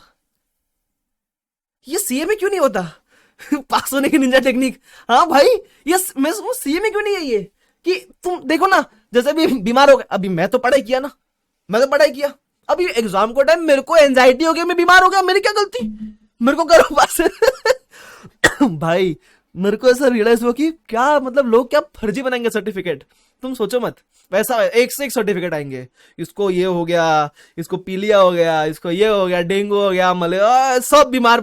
तुम देखोगे अचानक से नवंबर के पहले हफ्ते में ये 1-1.5 लाख लोग को बीमारी क्यों हो रही है, वही मई के पहले हफ्ते में सब बीमार क्यों हो रहे, सब के सब सीए, वाह बना रहे हो क्या पेशेंट, बताओ मुझे, रिकॉर्ड करके आपकी वाइफ को भेजना। अगर मेरा किसी ने कुछ भी एमएमएस बना के मेरी बीवी को भेजा उसकी बुराई करते हुए, ऐसा कुछ करते हुए, तुमको है ना, सुन लो एग्जाम में क्या होगा तुम्हारे साथ, तुम्हें ना अगर तुमने कुछ भी बना के भेजा ना, तो तुम 3 पेपर है, तुमको एग्रीगेट में 50-50-50 चाहिए ना, मतलब 150 चाहिए, मिनिमम 40 पासिंग हो, तो तुमको क्राइटेरिया पता ही है, तुम पता है कैसे हो गए, 3 पेपर है ना, अगर 4 या 3 जो भी पेपर हो, तुमको आएगा पहला पेपर में 59, दूसरे में 59 और तीसरे में 39। अगर मेरे बारे में किसने बुराई की या मेरा किसी ने कुछ क्लिप वगैरह बनाया, एमएमएस मतलब वाइफ को भेजने के लिए, वैसे तुम फनी वगैरह बनो ठीक है, लेकिन अगर मेरा किसी ने पुलपट्टी वाइफ को खोला, ना एग्जामिशन आएगा ना पास हो गए, समझ रहे हो तुम, हाँ आए बड़े, हमारा नेता कैसा हो, एके सर जैसा हो, हाँ वेरी गुड, मेरी तारीफ करो, तुम मेरे को बना रहे हो क्या प्रेसिडेंट, बताओ मैं तुमको बीमारी में पास कराऊंगा, सीए नहीं क्या, एग्जामिशन भी नहीं आएगी, पास भी नहीं देखो मैं बड़ा खराब आदमी हूँ भाई, मैं बड़ा खराब आदमी हूँ मैं, तुम जानते नहीं हो मेरे को, हाँ बहुत खराब आदमी हूँ मैं। एनीवे चलो ठीक है छोड़ो, लेकिन अच्छा था ना ये, मेरे पास स्कीम अच्छी है ना मेरी वाली, श्राप दे दिया प्रेसिडेंट बनने के लिए पहले सीए बनना। देखो आनंद ने दिमाग लगाया, मैं पता है बोलने वाला था, तुम मेरे को वोट दोगे, तुम खुद सीए हो गया, पहले तुम सीए बनो, फिर मैं ये स्कीम लाऊंगा बाद में। तुम सीए बन के मुझे वोट दो, तो तुम बोलोगे सर अब हम सीए बने मेहनत करके, तो बाकी लोग का स्कीम क्यों, वोट कैंसल। चलो एनीवेज, ठीक है, ठीक है ना, मत दो ना वोट, गुस्सा क्या कर रहे हो, हाँ ना, आगे बढ़े। चलो आगे बढ़े टुवर्ड्स सब्सिक्वेंट मेजरमेंट। सब्सिक्वेंट का मतलब अपन एवरी ईयर एंड पे कौन से वैल्यू पे दिखाएंगे। बोलते फिर क्या फायदा, हाँ चलो, तारीफ करते हुए बेच सकते हैं मैम को। हाँ, अगर मैंने मैम की तारीफ की, जो कि बहुत रेयर होगा, और आपने उसको बना के भेजा, तो आपको है ना, मैंने ऐसा सुना है कि जनरली अगर कोई मेरे बारे में अच्छा लिखता है या मेरा कुछ अच्छा अच्छा कोई पोस्ट करता है, किधर डालता है, तो उसको रैंक वगैरह आ जाती है या 10 मार्क एक्स्ट्रा मिल जाते हैं। हाँ, अगर आप क्लासेस खरीदते वक्त मुझे आपको लगता है कि अच्छा पढ़ा है सर ने, मुझे सर को ₹1,00,000 डोनेट करना चाहिए, तो वो करने से भी 10 मार्क एक्स्ट्रा बढ़ जाते हैं, मैंने सुना है ऐसा। और कोई अगर ₹1,00,00,000 डोनेट करेगा तो पेपर ही आकाश कंदे लिख कर आएगा तुम्हारे भी हाथ पे फिर। भाई कैसे, सोचो यार, तुम बीबी सर को बोलना, ठीक है, बीबी सर को तुम बोलना कि आकाश कुंदे की पगार बढ़ा दो, बड़ा लालची आदमी हो रहा है ये। हाँ, वाइफ का टेरर ही नहीं है इधर, डरता नहीं हूं वाइफ से, डरता नहीं हूं, हाँ, डरता नहीं हूं वाइफ से, सिर्फ रिस्पेक्ट है, ओनली रिस्पेक्ट, डर नहीं है। तुमको क्या लग रहा है पसीना डर से आ रहा है क्या, ना एसी बंद है इसलिए आ रहा है, चलो एनीवेज आओ इधर, चलो, बहुत तुमने मेरे को परेशान किया अभी। हेडिंग दे दो सब्सिक्वेंट मेजरमेंट।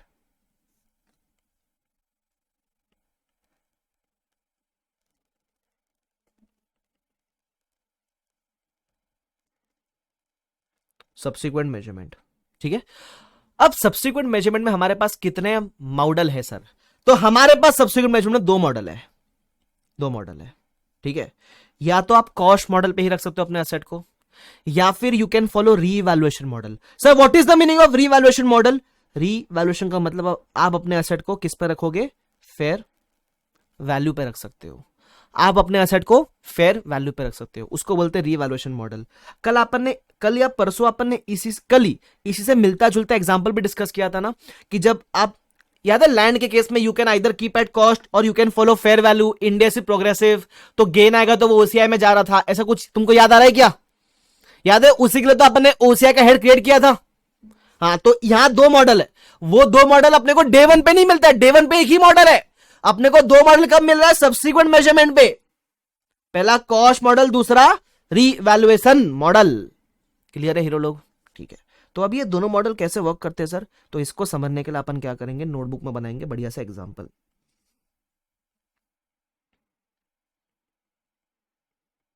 नोटबुक में एग्जांपल बनाएंगे, आ जाओ, आओ मुन्ना आओ, लिखो पहला, how does the cost model work. It is very simple, ठीक है। How does the cost model work, it is very simple, सुनना, सिद्धांत को एग्जांपल भी याद है, वेरी गुड।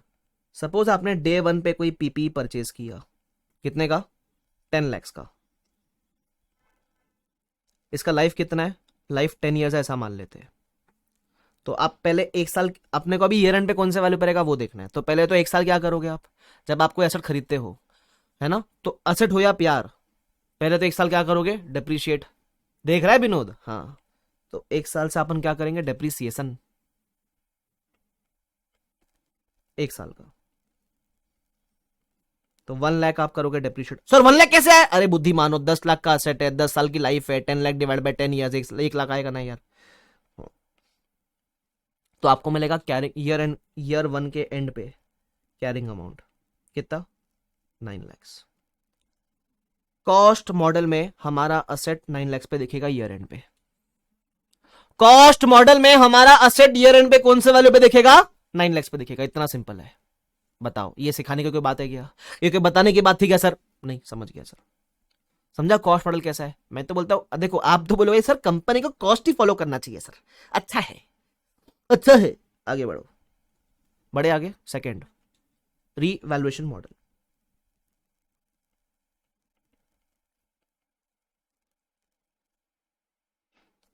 रीवैल्यूएशन मॉडल, ठीक है, चलो एग्जांपल देते हैं। सपोज डे वन पे आपके पास पीपीई था, क्या था, पीपी, 10 लाख का, लाइफ 10 ईयर्स, ठीक है। उसके बाद आपने 1 साल इसको यूज किया, तो लेस डेप्रीसिएशन 1 ईयर का कितना रहेगा, 1 लाख डेप्रीसिएशन रहेगा। तो क्या मिलेगा आपको, कैरिंग अमाउंट मिलेगा ईयर 1 के एंड पे 9 लैक्स। कैरिंग अमाउंट मिलेगा ईयर 1 के एंड पे 9 लैक्स। अब रीवैल्यूएशन मॉडल में हम ईयर एंड पे 9 लैक्स पे नहीं रखते, हम ईयर के एंड पे फेयर वैल्यू ढूंढते हैं एसेट की कितनी होगी बाजार में। ठीक है, तो सपोज मान लेते हैं कि चलो फेयर वैल्यू बाजार में बढ़ गई, तो इसकी फेयर वैल्यू भी दे दी मैंने आपको ईयर 1 के एंड पे, है ना। कैरिंग अमाउंट भी ईयर 1 के एंड पे, फेयर वैल्यू भी ईयर 1 के एंड का आपको दे रहा हूं मैं 12 लैक्स। 12 लैक्स। अच्छा, मेरे को बताओ आपकी असेट की वैल्यू बढ़ गई या गिर गई, इट हैज इंक्रीज्ड और decreased. Of course sir it has increase ना, 9 से 12 हो गई, बढ़ गई सर, तो मुझे गेन होगा लॉस होगा, तो ऑफ कोर्स मेरे को होगा रीवैल्यूएशन गेन 3 लैक्स का, जो कि कहां जाता है अपना ओसीआई में जाता है, पता नहीं ये चीज, it gets transfer to OCI. Clear है सर, ओसीआई में चला गया, वेरी गुड, है ना। एंट्री चाहिए, एंट्री पाहिजे मला जाऊ द्या ना घरी येत वजल की बरं, एंट्री चाहिए। क्या एंट्री आएगी, कल सिखाई थी एंट्री। एंट्री में कितने अमाउंट की मारूंगा, देखो असेट आपका 9 लाख पे दिख रहा है, आपको 9 से 12 पे लेकर जाना है, तो आप एंट्री सिर्फ 3 लाख की मारोगे, बराबर। क्या एंट्री आएगी, perfect answer, it will be PPE account debit to revaluation gain, PPE to revaluation gain, very good answer everyone, वो रहेगा ओसीआई में जाएगा। वेरी गुड इशिका, राहुल, सिद्धांत, मल्लिका, सिद्धार्थ, प्रियंका, वेरी गुड, है ना। ये जाएगा ओसीआई में कितना, 3 लैक्स और 3 लैक्स, बराबर। तो अंडर रीवैल्यूएशन मॉडल अगर आपको समझ पड़ता है, अंडर रीवैल्यूएशन मॉडल हम असेट को किस पे रखते हैं, फेयर वैल्यू पे रखते हैं। तो मेरे को एक बात बताओ, मैंने ईयर 1 के एंड पे ही कैरिंग अमाउंट से इसको फेयर वैल्यू पे ले गया, तो अगर मैं आपसे पूछूं कि मेरा रिवाइज्ड कैरिंग अमाउंट कितना हो गया असेट का, revised carrying amount of PPE after revaluation, hero लोग मेरा रिवाइज्ड कैरिंग अमाउंट कितना हो जाएगा, तो पहले 9 लाख था सर, आपने 3 लाख से बढ़ा दिया सर, तो 9 था, 3 से बढ़ाया तो 12 हो गया सर, तो इट विल बिकम 12 लैक्स। और अब आपका रिमेनिंग लाइफ कितना बचा है, पहले आपका लाइफ 10 ईयर्स था, आपने 1 साल तो डिप्रिशिएट कर दिया था, तो अभी आपका लाइफ सिर्फ 9 ईयर्स बचा है सर। तो मैं लिख देता हूं ब्रैकेट में, मैं रिमेनिंग लाइफ इज 9 ईयर्स। ठीक है, एक अच्छा सवाल पूछता हूं आपसे, मेरे को सेकेंड ईयर का डेप्रीसिएशन चाहिए, मेरे को सेकेंड ईयर का डेप्रीसिएशन चाहिए। What will be the depreciation of my second year, will it still be 1 lakh only जो अपन ने फर्स्ट ईयर में चार्ज किया था, will it still be 1 lakh जो अपन ने फर्स्ट ईयर में चार्ज किया था, the answer is no sir. जब आपका कैरिंग अमाउंट चेंज होता है तो आपका डेप्रीसिएशन भी चेंज होता है prospectively. Sir what is the meaning of prospectively, पुराना जो हुआ भूल जाने का, पुराने साल में आपने पुराने के हिसाब से किया, दैट इज फाइन। अभी नए साल में जब कैरिंग अमाउंट चेंज होगी तो आपको नया डेप्रिसिएशन निकालना पड़ेगा, तो कैसे निकालोगे, 12 lakhs divide by the remaining life, that is 12 divide by 9, तो आपका आंसर आएगा कितना, 1.33। कैसा है, 12 lakhs divide by 9 years. Sir ऐसे तो क्या मुझे पिछले साल का डेप्रीसिएशन भी जाकर चेंज करना चाहिए, द आंसर इज नो। आप डेप्रीसिएशन का इफेक्ट कभी भी रेट्रोस्पेक्टिव नहीं दोगे, उस साल के हिसाब से ये डेप्रीसिएशन सही था, बराबर। कैरिंग अमाउंट जिस साल चेंज हुई है उसके बाद का डेप्रीसिएशन विल चेंज, ध्यान रखना, बराबर। तो आप सेकेंड ईयर में डेप्रीशिएट करोगे, ठीक है। तो carrying amount at the end of year 2 क्या रहेगा, इट विल बी 10.67 लैक्स, 6766 जो बोलना बोल दो, that is fine, 10.67 lakhs. Clear है हीरो लोग मेरे, सिंपल है, यस ठीक है। तो ये आपको बेसिक स्ट्रक्चर मैंने बताया कि अगर कॉस्ट मॉडल फॉलो कर रहे हो तो कौन से वैल्यू पे देखेगा, अगर रीवैल्यूएशन मॉडल फॉलो कर रहे हो तो कैसे रीवैल्यू करोगे, फिर फ्यूचर वाले ईयर्स का डेप्रिसिएशन कैसा निकालोगे। सिंपल, इतना सिंपल है। Try to keep it simple, ज्यादा दूर नहीं भागने का, यहीं रहने का। ठीक है सर, समझ आ गया सर। आगे बढ़ जाते हैं। अब देखो कॉस्ट मॉडल तो बड़ा सिंपल है। कॉस्ट पकड़ा, उसमें से जितना भी टिल डेट का डिप्रिसिएशन माइनस कर दिया। इसमें एक और चीज बाकी, इसमें एक और चीज लिखा है, लेस अक्यूमुलेटेड इंपेयरमेंट लॉसेस। ये इंपेयरमेंट लॉस क्या है सर, इसके बारे में हम पढ़ेंगे इन इंड एस 36। तो यहां भी ये वर्ड है इंपेयरमेंट लॉसेस, इसके बारे में हम पढ़ेंगे इंड एस 36, ध्यान रखना। ठीक है, तो अभी हम यहां डिस्कस नहीं कर रहे इसको। ठीक है, तो अगर कॉस्ट मॉडल पे रहोगे तो कॉस्ट लेस डेप्रिसिएशन करोगे। अगर रीवैल मॉडल पे हो तो हम फेयर वैल्यू पे रखते हैं, और जब फेयर वैल्यू पे लोगे तो सब्सिक्वेंट ईयर का डेप्रिसिएशन विल ऑल्सो चेंज, ध्यान रखना। ठीक है, तो दो मॉडल हमारे पास है। सर कौन सा चूज करेंगे, कंपनी की मर्जी है, कंपनी को जो मॉडल सही लगता है वो चूज कर सकता है। ठीक है, कंपनी के पास ऑप्शन है, उसमें कोई कंपल्शन नहीं है कि आपको यही चूज करना है या यही चूज करना है। You can choose either of the models of course, लेकिन जो चूज करोगे वो कंसिस्टेंटली फॉलो करना, खेला कूदी मत करना बीच बीच में ऐसा। ठीक है, अब देखो कॉस्ट मॉडल तो बड़ा सिंपल है, तो जो भी फ्यूचर डिस्कशन है वो हमको इस वाले मॉडल का करना है, दैट इज रीवैल्यूएशन मॉडल का। ठीक है, इसका डिस्कशन का कुछ मिलने वाला है नहीं, जो भी डिस्कशन करना है वो रीवैल मॉडल का करना है। क्लियर, तो हम डिस्कशन करेंगे अभी रीवैल्यूएशन मॉडल का। तो पहला डिस्कशन क्या है, frequency of revaluation. Now what is the meaning of frequency of revaluation. Frequency का मतलब होता है कि ये जो आपने किया ना, कैरिंग अमाउंट 9 लाख है, फिर अपन ने फेयर वैल्यू निकाली इस साल की, तो ये हमको फेयर वैल्यू एवरी ईयर के एंड पे निकालना पड़ेगा। क्या मतलब, हम एसेट का फेयर वैल्यूएशन एवरी ईयर करेंगे या कब करेंगे, उसको बोलते हैं फ्रीक्वेंसी ऑफ रीवैल्यूएशन। क्या बोलते हैं उसको, फ्रीक्वेंसी ऑफ रीवैल्यूएशन।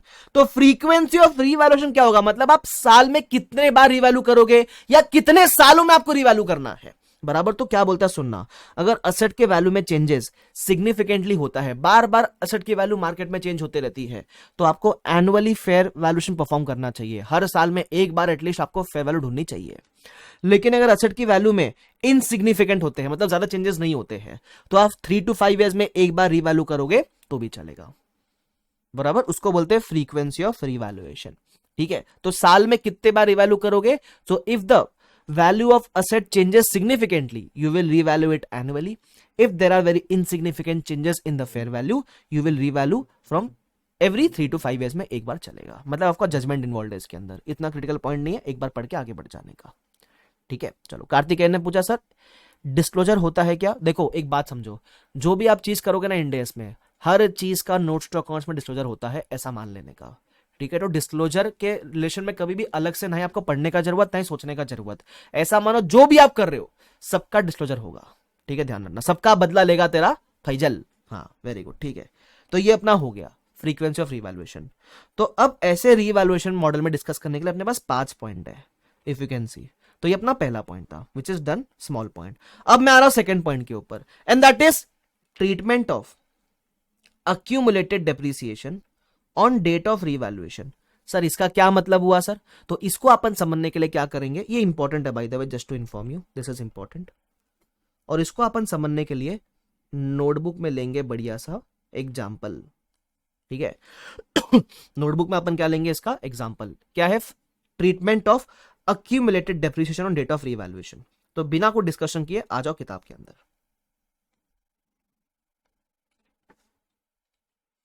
लिखो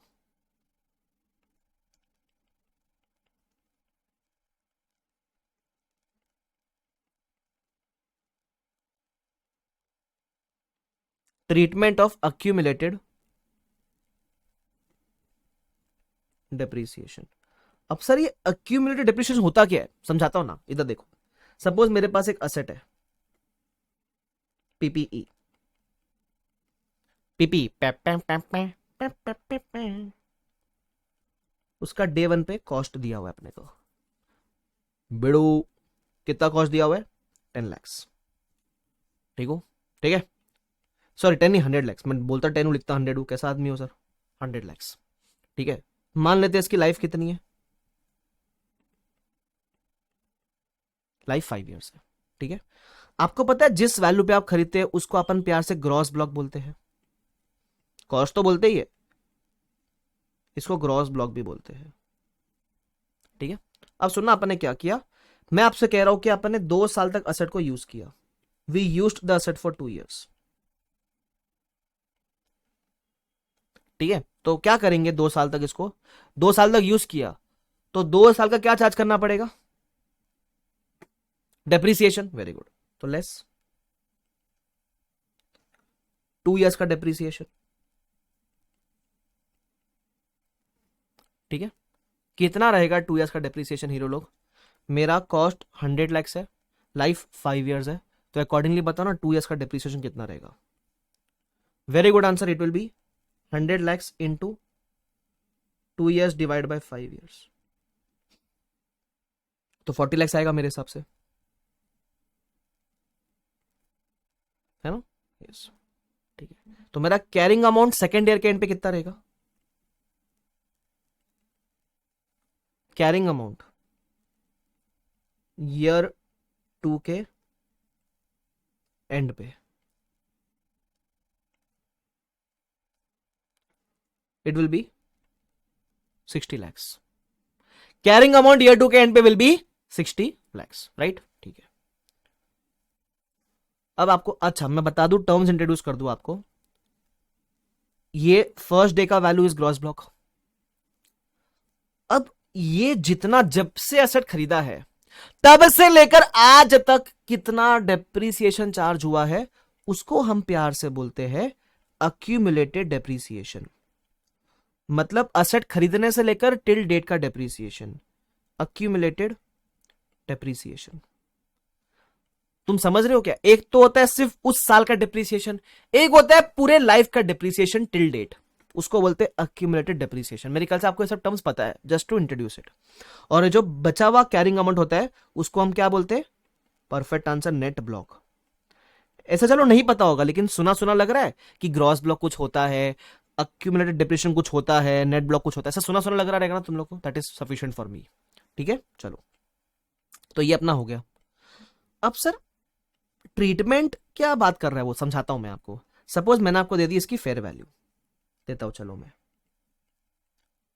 फेयर वैल्यू भी दे रहा हूं मैं ईयर 2 के एंड की, कितनी दे दी मैंने, 75 lakhs दे दी, चलो ऐसा मान लेते हैं। तो गेन होएगा लॉस होएगा, कैरिंग अमाउंट 60 है, फेयर वैल्यू 75 है, फटाफट से बताओ गेन की लॉस, जल्दी से बताओ, शॉर्ट फॉर्म में बताओगे तो भी चलेगा। वेरी गुड आंसर, गेन होएगा 15 lakhs का, ठीक है, गेन होएगा 15 lakhs का, समझ गया सर, ठीक है, क्लियर, ओके। अब द क्वेश्चन इज, जब आप रीवैल्यू करते हो ना असेट को, तो आपके बैलेंस शीट में ये जो पुराना वाला अक्यूमुलेटेड डेप्रिसिएशन दिख रहा है उसका क्या होगा। जब आप रीवैल्यू करते हो असेट को तो ये पुराने वाले डेप्रिसिएशन का क्या होगा। सर उसका भी कुछ करना होता है क्या, हाँ करना होता है। आपने कभी क्या एफआर में काम नहीं किया है इसलिए अपने को ज्यादा आइडिया रहता नहीं है, बट करते हैं इसका भी। इधर देखो एक बार, सपोज आपकी बैलेंस शीट है, ये बैलेंस शीट किधर बता दो,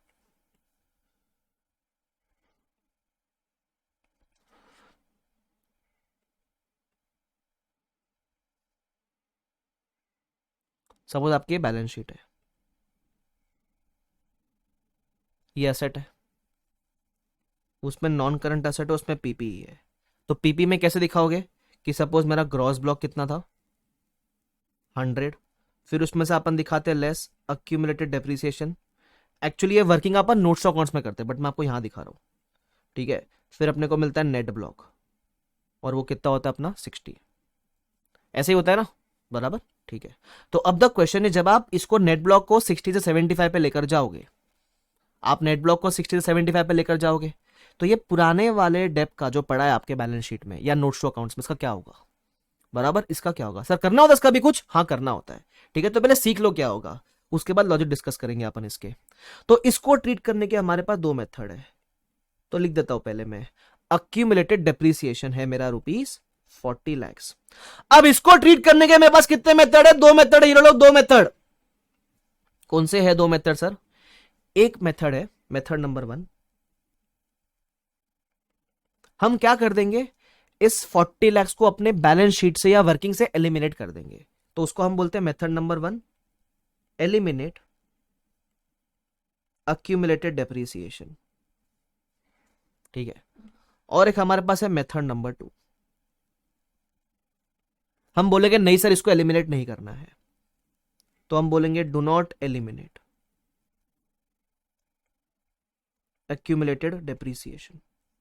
तो एक तरीका आप उसको एलिमिनेट कर दोगे, सेकंड मेथड आप उसको एलिमिनेट नहीं करोगे। दोनों में से कौन सा फॉलो करेंगे, कंपनी की मर्जी है। ठीक है, कंपनी की मर्जी है, जो चाहे वो फॉलो कर सकता है। लेकिन अब एलिमिनेट कैसे करेंगे, मतलब मेथड नंबर 1 में स्टेप्स क्या रहेंगे और मेथड नंबर 2 में प्रोसीजर क्या रहेगा, वो हमको डिस्कस करना है। ठीक है, थोड़ा पेशेंस बनाए रखना बस 5-10 मिनट के लिए।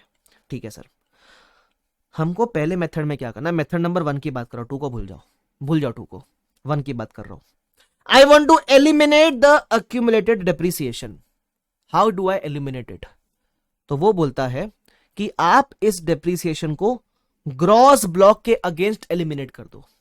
क्या सर, वापस से, आप इस डेप्रीसिएशन को ग्रॉस ब्लॉक के अगेंस्ट एलिमिनेट कर दो। इसका मतलब क्या है, एंट्री मार के दिखाता हूं।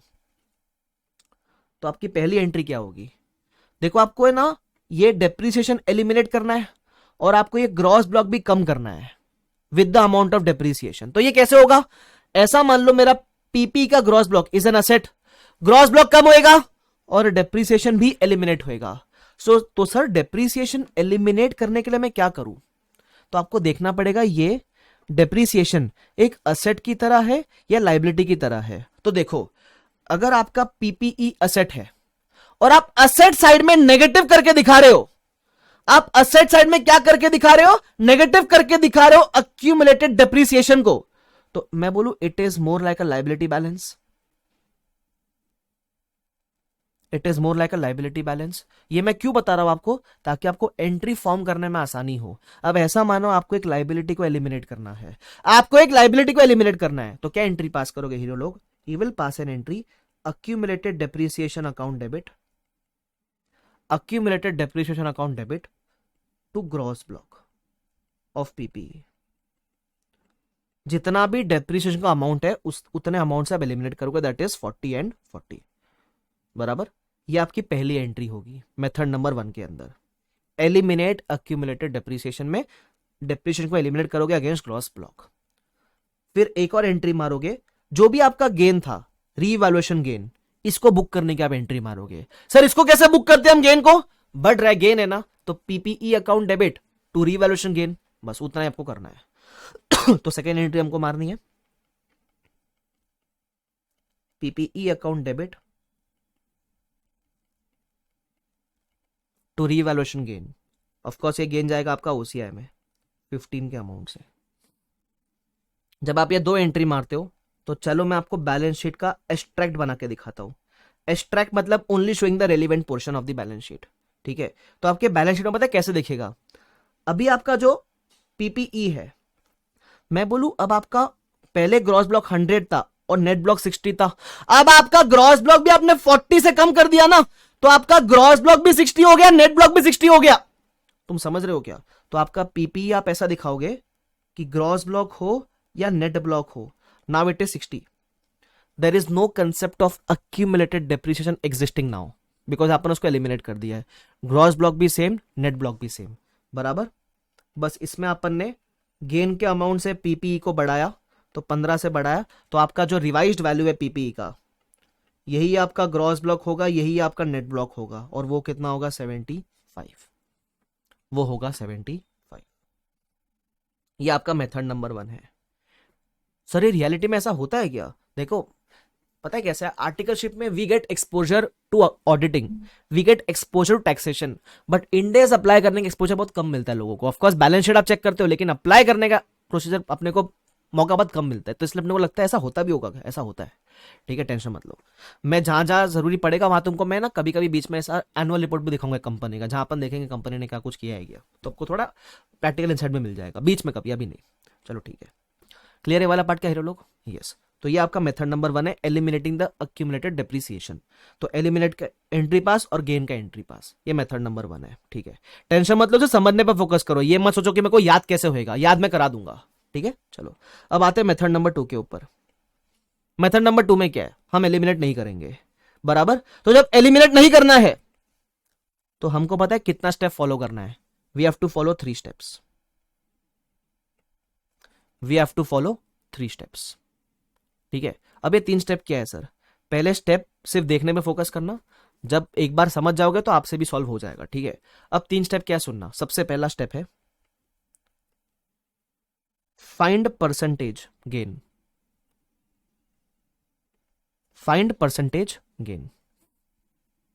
सर परसेंटेज गेन कैसे मिलता है, सुन लो, आपका जितना भी गेन आया था रीवैल्यूएशन का 15 का, उसको डिवाइड करने का bye the carrying amount, that is 60। देखो गेन आपको किस पे आया है, ये गेन आपको कैरिंग अमाउंट पे ही आया है, तुम समझ रहे हो। तो परसेंटेज गेन ढूंढने के लिए क्या करोगे, गेन का amount divide by the carrying amount into 100, बताओ कितना परसेंटेज आता है। तो परसेंटेज गेन ढूंढने के लिए we will say revaluation gain divide by the carrying amount into 100, बताओ कितना आता है गेन हीरो लोग, ओ मेरे हीरो हीरोइन लोग बताओ ना कितना गेन आ रहा है। परफेक्ट आंसर मेरे ख्याल से 15 डिवाइड बाय 60 इंटू 100 करोगे तो गेन आपको आएगा 25%। 25%, ये आपका पहला स्टेप है, 3 स्टेप फॉलो करना है, ये आपका फर्स्ट स्टेप है, फाइंड द परसेंटेज गेन, ढूंढ लिया सर। सेकेंड स्टेप क्या है, सेकेंड स्टेप में आपको ये परसेंटेज गेन को अप्लाई करना है ग्रॉस ब्लॉक के ऊपर और अक्यूमुलेटेड डेप्रिसिएशन के ऊपर। सर वापस से, हमको ये परसेंटेज गेन को 2 अमाउंट पे अप्लाई करना है, ग्रॉस ब्लॉक के ऊपर और अक्यूमुलेटेड डेप्रिसिएशन के ऊपर। चलो कर देता हूं अप्लाई में, तो मैं कहता हूं अप्लाई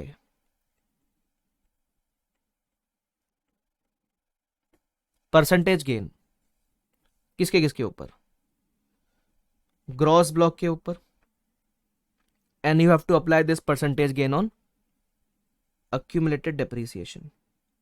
अमाउंट कितना आएगा जरा बताओ, देखते हैं। तो लेट्स से फॉर एग्जांपल 100 का ग्रॉस ब्लॉक है ना, उस पे आपने 25% का गेन अप्लाई किया, तो अमाउंट कितना आएगा 25, ठीक है। फिर आपका है अक्यूमुलेटेड डेप्रिसिएशन, लेट्स से आपका कितना है अक्यूमुलेटेड डेप्रिसिएशन, इट इज 40, तो 40 पे आपने 25% अप्लाई किया तो कितना आएगा 10, तो एक तरफ आपको आया 25, एक तरफ आपको आया 10। क्लियर, ये 2 फिगर समझा कैसे निकला, ठीक है। ये अपना स्टेप नंबर 2 था।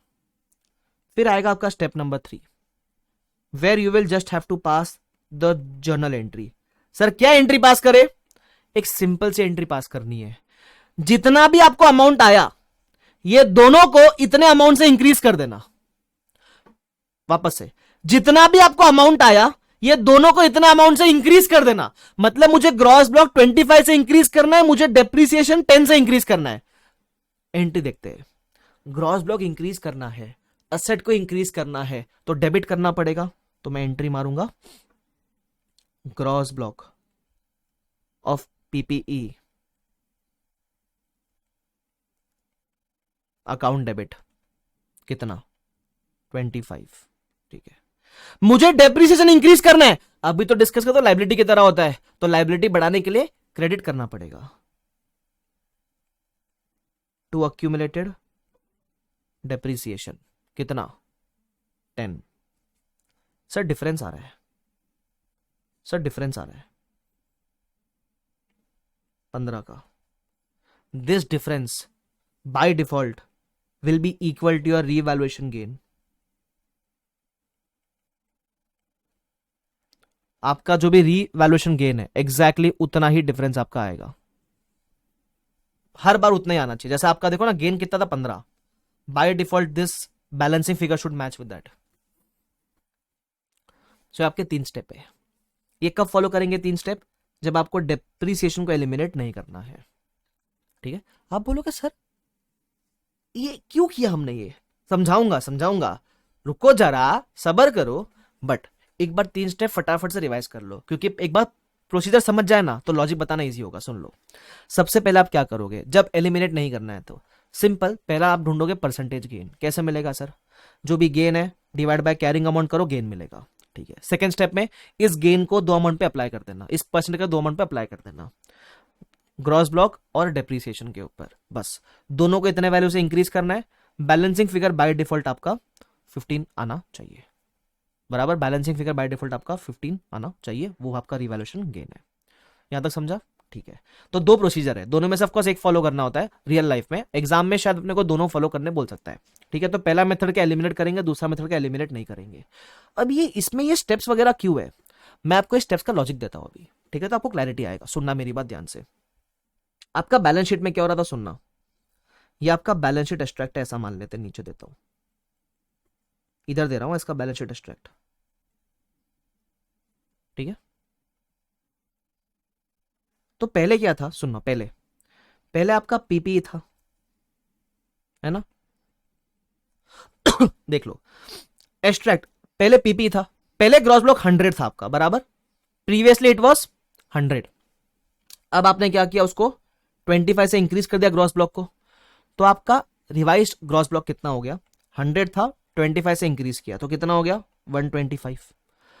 100 था, 25 से इंक्रीज किया, कितना हो गया, 125, बराबर। अच्छा, लेस अक्यूमुलेटेड डेप्रीसिएशन, पहले कितना था, पहले 40 था, देखो ना ऊपर, पहले 40 था, 10 से इंक्रीज किया तो वो कितना हो गया, 50 हो गया सर, 50 हो गया, बराबर। तो बाय डिफॉल्ट आपका नेट ब्लॉक आएगा 75। आप अगर ध्यान से देखोगे तो आपको अलग से गेन बुक करने की जरूरत नहीं पड़ी, वो ऑटोमेटिकली हो गया। यही तो नेट ब्लॉक है आपका, this is the revised carrying amount after depreciation ना, sorry after revaluation, this is the revised value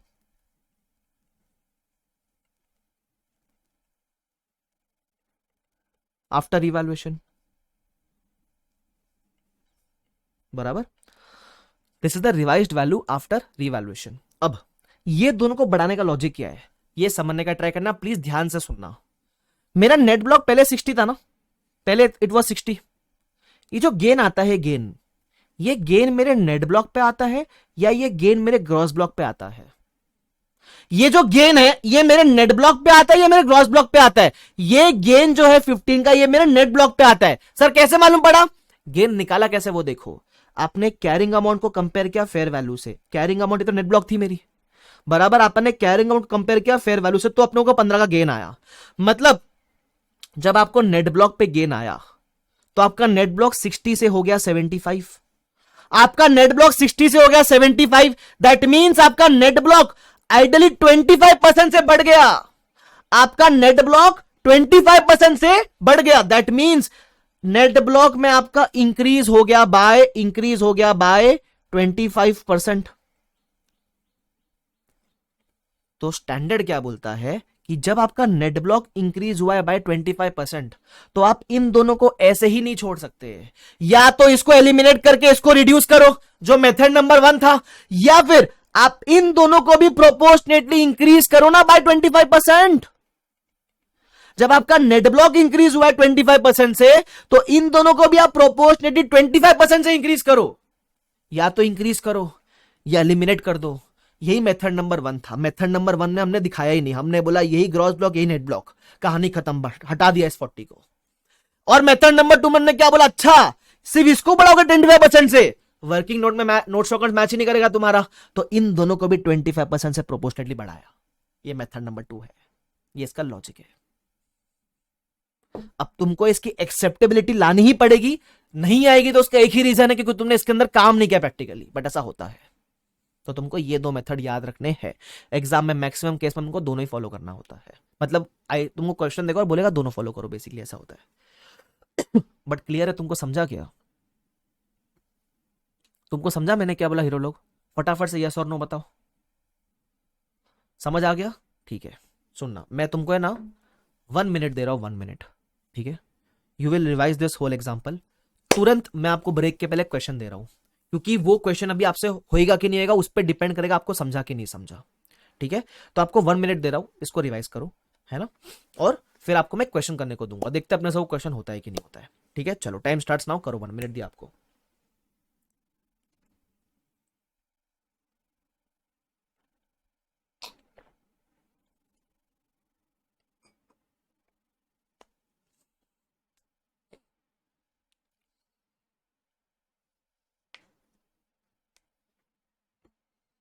Ayaka sir felt great while studying from you, and it feels equally great to watch you teach. Being a CA, always lucky to have you as a teacher. Thank you so much, Vinayak. Thank you. चलो, जब आपका हो जाए ना revise करके, तो chat box में D करके बोलना। डी मतलब डन। डी करके बोलना चैट बॉक्स में, ठीक है।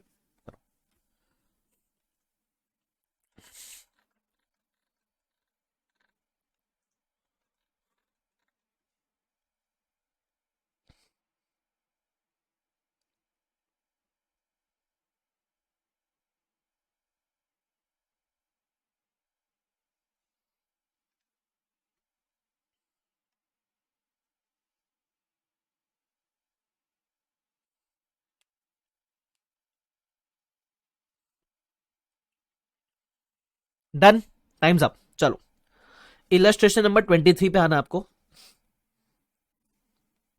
23, पेज नंबर 9.15, ठीक है।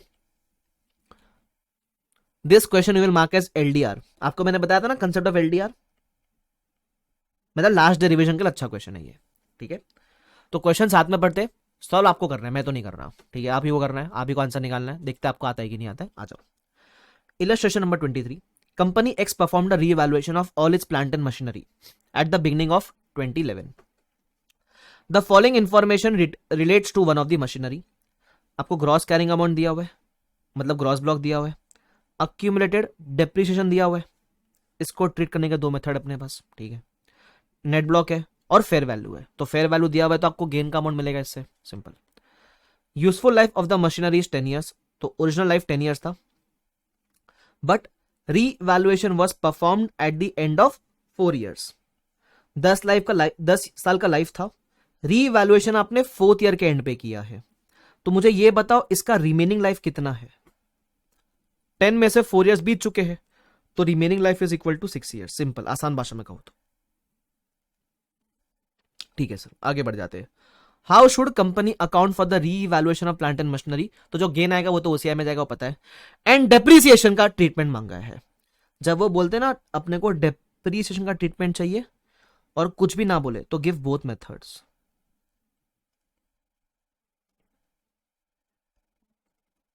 Of accumulated depreciation. अच्छा, एक और बात, कभी कभी है ना मॉड्यूल में जब आप क्वेश्चन पढ़ोगे या मेरी किताब में पढ़ोगे, तो है ना आपको एकदम क्लियरली नहीं समझेगा कि पूछा क्या। जैसे अभी डेप्रिसिएशन सिर्फ देखकर तो हमको तो ना मालूम पड़ेगा दोनों मेथड देना है, लेकिन आइडियली जब एग्जाम में आती है ना चीजें, तो the required part is mentioned very properly. Required part much better में प्रेजेंट किया होता है, ठीक है, जब एग्जाम में आता है। तो उसका चिंता मत करना कि एग्जाम में कैसे समझेगा क्या पूछा। एग्जाम में बहुत क्लियरली बताया था क्या पूछा तुमसे, ठीक है।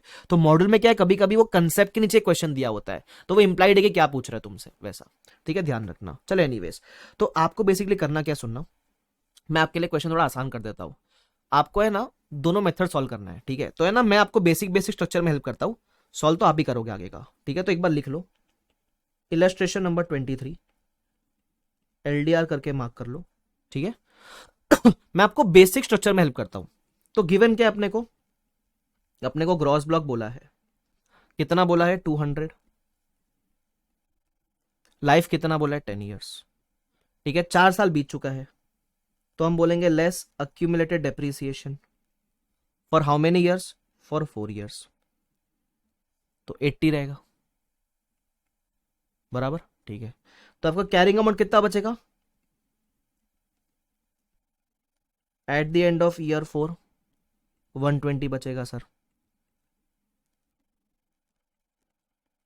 रिमेनिंग लाइफ कितना, 6 ईयर्स, ठीक है सर। फिर आपको इसी दिन पे दिया हुआ है fair value at the end of year 4, 150। तो क्या मिलेगा आपको, गेन का अमाउंट मिलेगा,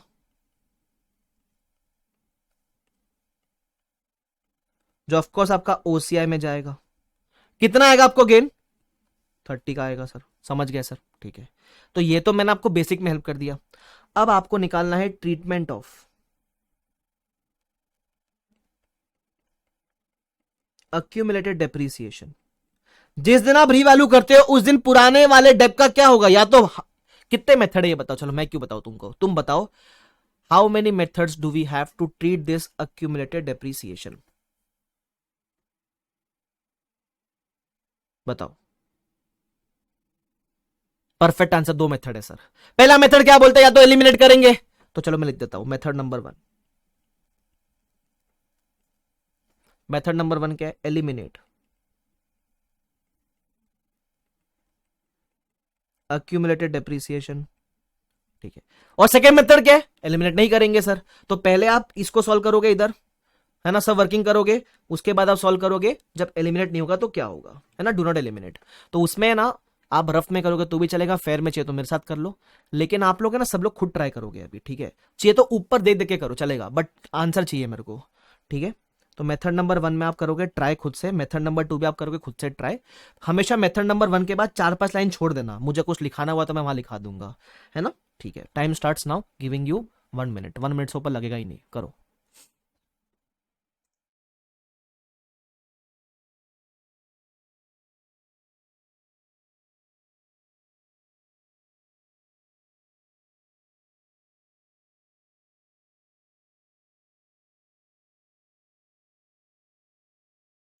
जब हो जाए तो डी करके बोलते ना, डी, ठीक है।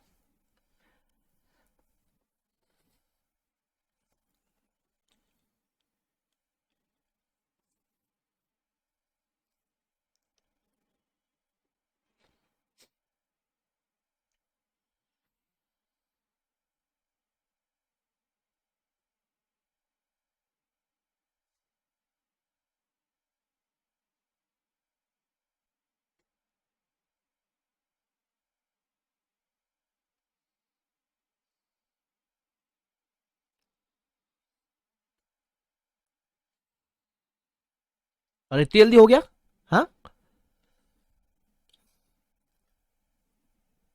देव, माधव, ऋतिका, कार्तिकेय, अंशुमन, अविनाश भाई, ठीक है। हर्षिता हो गया, ईशिका का हो गया, विशेष का हो गया, ठीक है। छापा क्या तुमने, मतलब क्या, नोटबुक टेक्स्ट बुक से कॉपी किया क्या तुमने, इतनी जल्दी कैसे हो गया। निखिल, राहुल, और सबका कैसे हो रहा है, मजा ही नहीं आ रहा है। कब कम से कम भी 10-15 रॉन्ग आंसर आएंगे तो मजा आएगा ना गाइस, हाँ। तुम यार क्या मजा, वो बोलते ना मजा नहीं आया, हाँ, इतनी जल्दी हो गया, छी, शाह, पूरा मूड खराब कर दिया। सुन लो, मेथड नंबर 1 में क्या करेंगे बताओ। सबसे पहले अपन एलिमिनेशन की एंट्री पास करेंगे, तो we will say accumulated depreciation account debit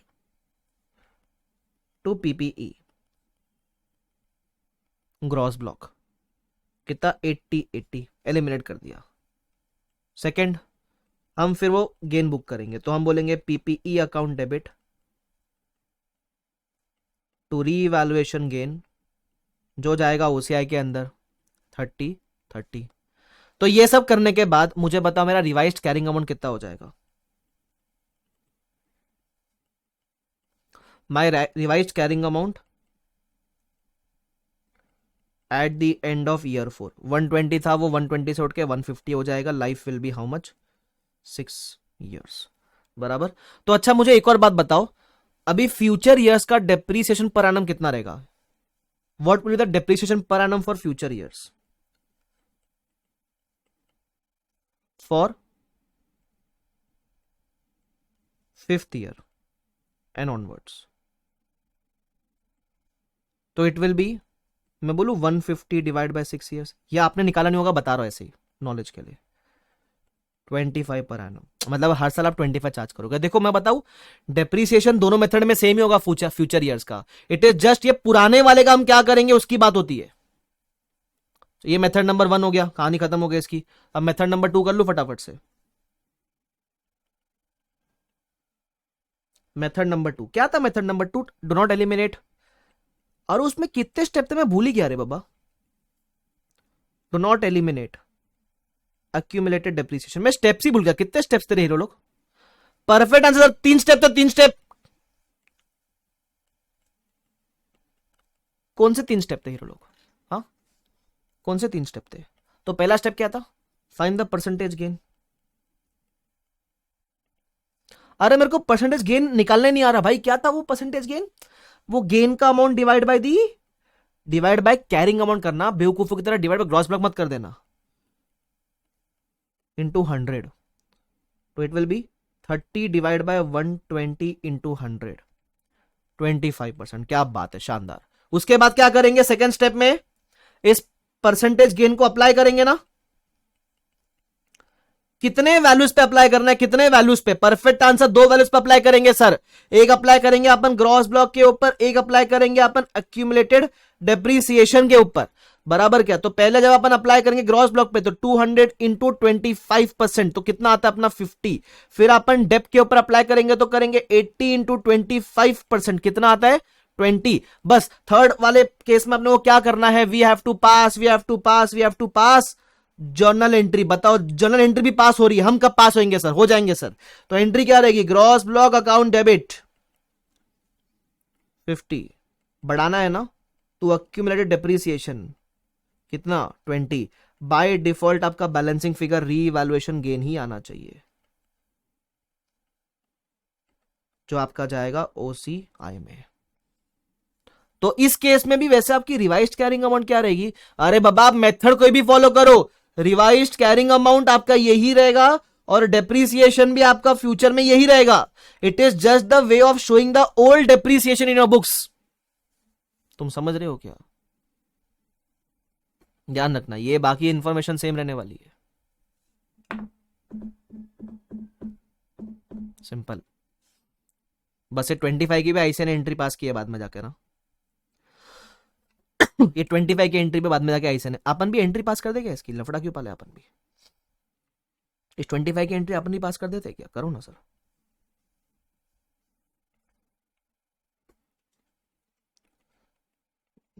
journal entry will be accumulated depreciation to PPE।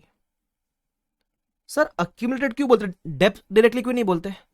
Directly depth क्यों नहीं बोलते? अरे बाबा पता होता क्या है, आप पहले डेप्थ क्रिएट करते हो और फिर डेप्थ से वो जाकर आपके accumulated depreciation में जमा हो जाता है, तो एक ही बात है, वो टेंशन मत लेना उसका। अब मुझे बताओ, हुआ ना सॉल्व तुमसे? ऐसा कुछ लगा कि तुमने कुछ हाई फंडू किया? नहीं ना, हुआ ना सॉल्व? अब एक बात सिर्फ समझने का ट्राई करना before going on the break. जब आप फर्स्ट टाइम पढ़ते हो ना, फर्स्ट टाइम जब मैं आपको पढ़ा रहा था, जब मैं सिखा रहा था आपको, तभी ऐसा लगा रहेगा ना, सॉरी क्या है ऐसा, एक एलिमिनेट, एक डू नॉट एलिमिनेट, 3 स्टेप या 2 स्टेप, क्या है सर ये? तभी हल्का सा चुभा रहेगा कि ये क्या कर रहे हैं सर, है ना, हमसे होगा कैसे सर, ये सब कैसे कैलकुलेशन करेंगे हम लोग? लेकिन जब एक बार आपने थोड़ा पेशेंस रखा और मेरे को आपने सुन लिया पूरा अच्छे से, हुआ ना सॉल्व? तुम ही नहीं किया ना, मैंने तो नहीं किया, तुम लोग ही नहीं किया ना सॉल्व, तो मैंने तो बाद में किया तुम्हारे, तुम तो मेरे को आंसर कर रहे थे। तो अब एक बात सीख लेना, जब फर्स्ट टाइम पढ़ रहे हो ना, फर्स्ट टाइम, तो है ना, ये मत करना मेरे से होगा कि नहीं होगा, इफ बट जट ये सब नहीं करने का। तभी ये अपने पे भरोसा रखो कि पहली बार सीख रहे हैं यार, पहली बार में why are we expecting so much from us? पहली बार में सर ने बोला उसका 10% भी समझ गया ना, बहुत बस हो गया अपने लिए। जब क्वेश्चन करूंगा तो सर समय देंगे, तब मुझे और क्लैरिटी मिलेगी। जब घर पे बैठ के रिवाइज करूंगा तो और क्लैरिटी मिलेगी। नेवर एक्सपेक्ट कि तुम जब एक बार पढ़ोगे तो तुमको 100% समझ आ जाएगा। सोच के रखना कि एक बार सीख लेता हूं, पेशेंस रखता हूं, ठीक है, फिर जब क्वेश्चन आएगा तो क्वेश्चन करूंगा, वहां थोड़ा क्लैरिटी मिलेगा। अच्छा, अब इसमें भी शायद कुछ बच्चों ने मिस्टेक की होगी, कोई बात नहीं, मिस्टेक करना अच्छी बात है, एटलीस्ट मालूम पड़ा ना कहां अटके थे। जरूरी है वो भी, हर बार राइट आंसर आना जरूरी नहीं है, तुम समझ रहे हो क्या? कभी कभी रॉन्ग आना भी जरूरी है।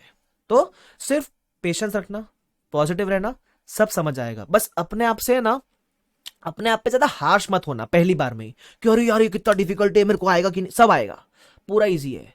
जब लाइफ में पहली बार, जब बचपन में ABCD पढ़ रहे थे ना, तो वो भी तभी डिफिकल्ट लगी होगी। आज तुमको लगता है ABCD EFGH बराबर, तब वो भी डिफिकल्ट लगा होगा, A for Apple, B for ball. लेकिन जब प्रैक्टिस किया बार बार तो हो गया ना, तो यहां भी वैसा ही कंसेप्ट है। तो बस पेशेंस रखना, पॉजिटिव रहना, तुमको सब समझ में आएगा और कुछ भी डिफिकल्ट नहीं, एवरीथिंग इज इजी। बस एक बार मेरे पढ़ाने की देरी है, एक बार तुम्हारे फुल टाइम प्रैक्टिस करने की देरी है, और एक बार घर पे रिवाइज करने की देरी है, बस हो जाएगा। ठीक है, चलो, तो इसी के साथ मेरे ख्याल से वीडियो है वो गुड ब्रेक, अपन ने अच्छा वाला कंसेप्ट कवर कर लिया अभी। तो एक ब्रेक लेते हो, ब्रेक के बाद अपन मिलते हैं। तो thank you so much everyone, see you after the break, bye bye everyone, take care, see you all, bye bye.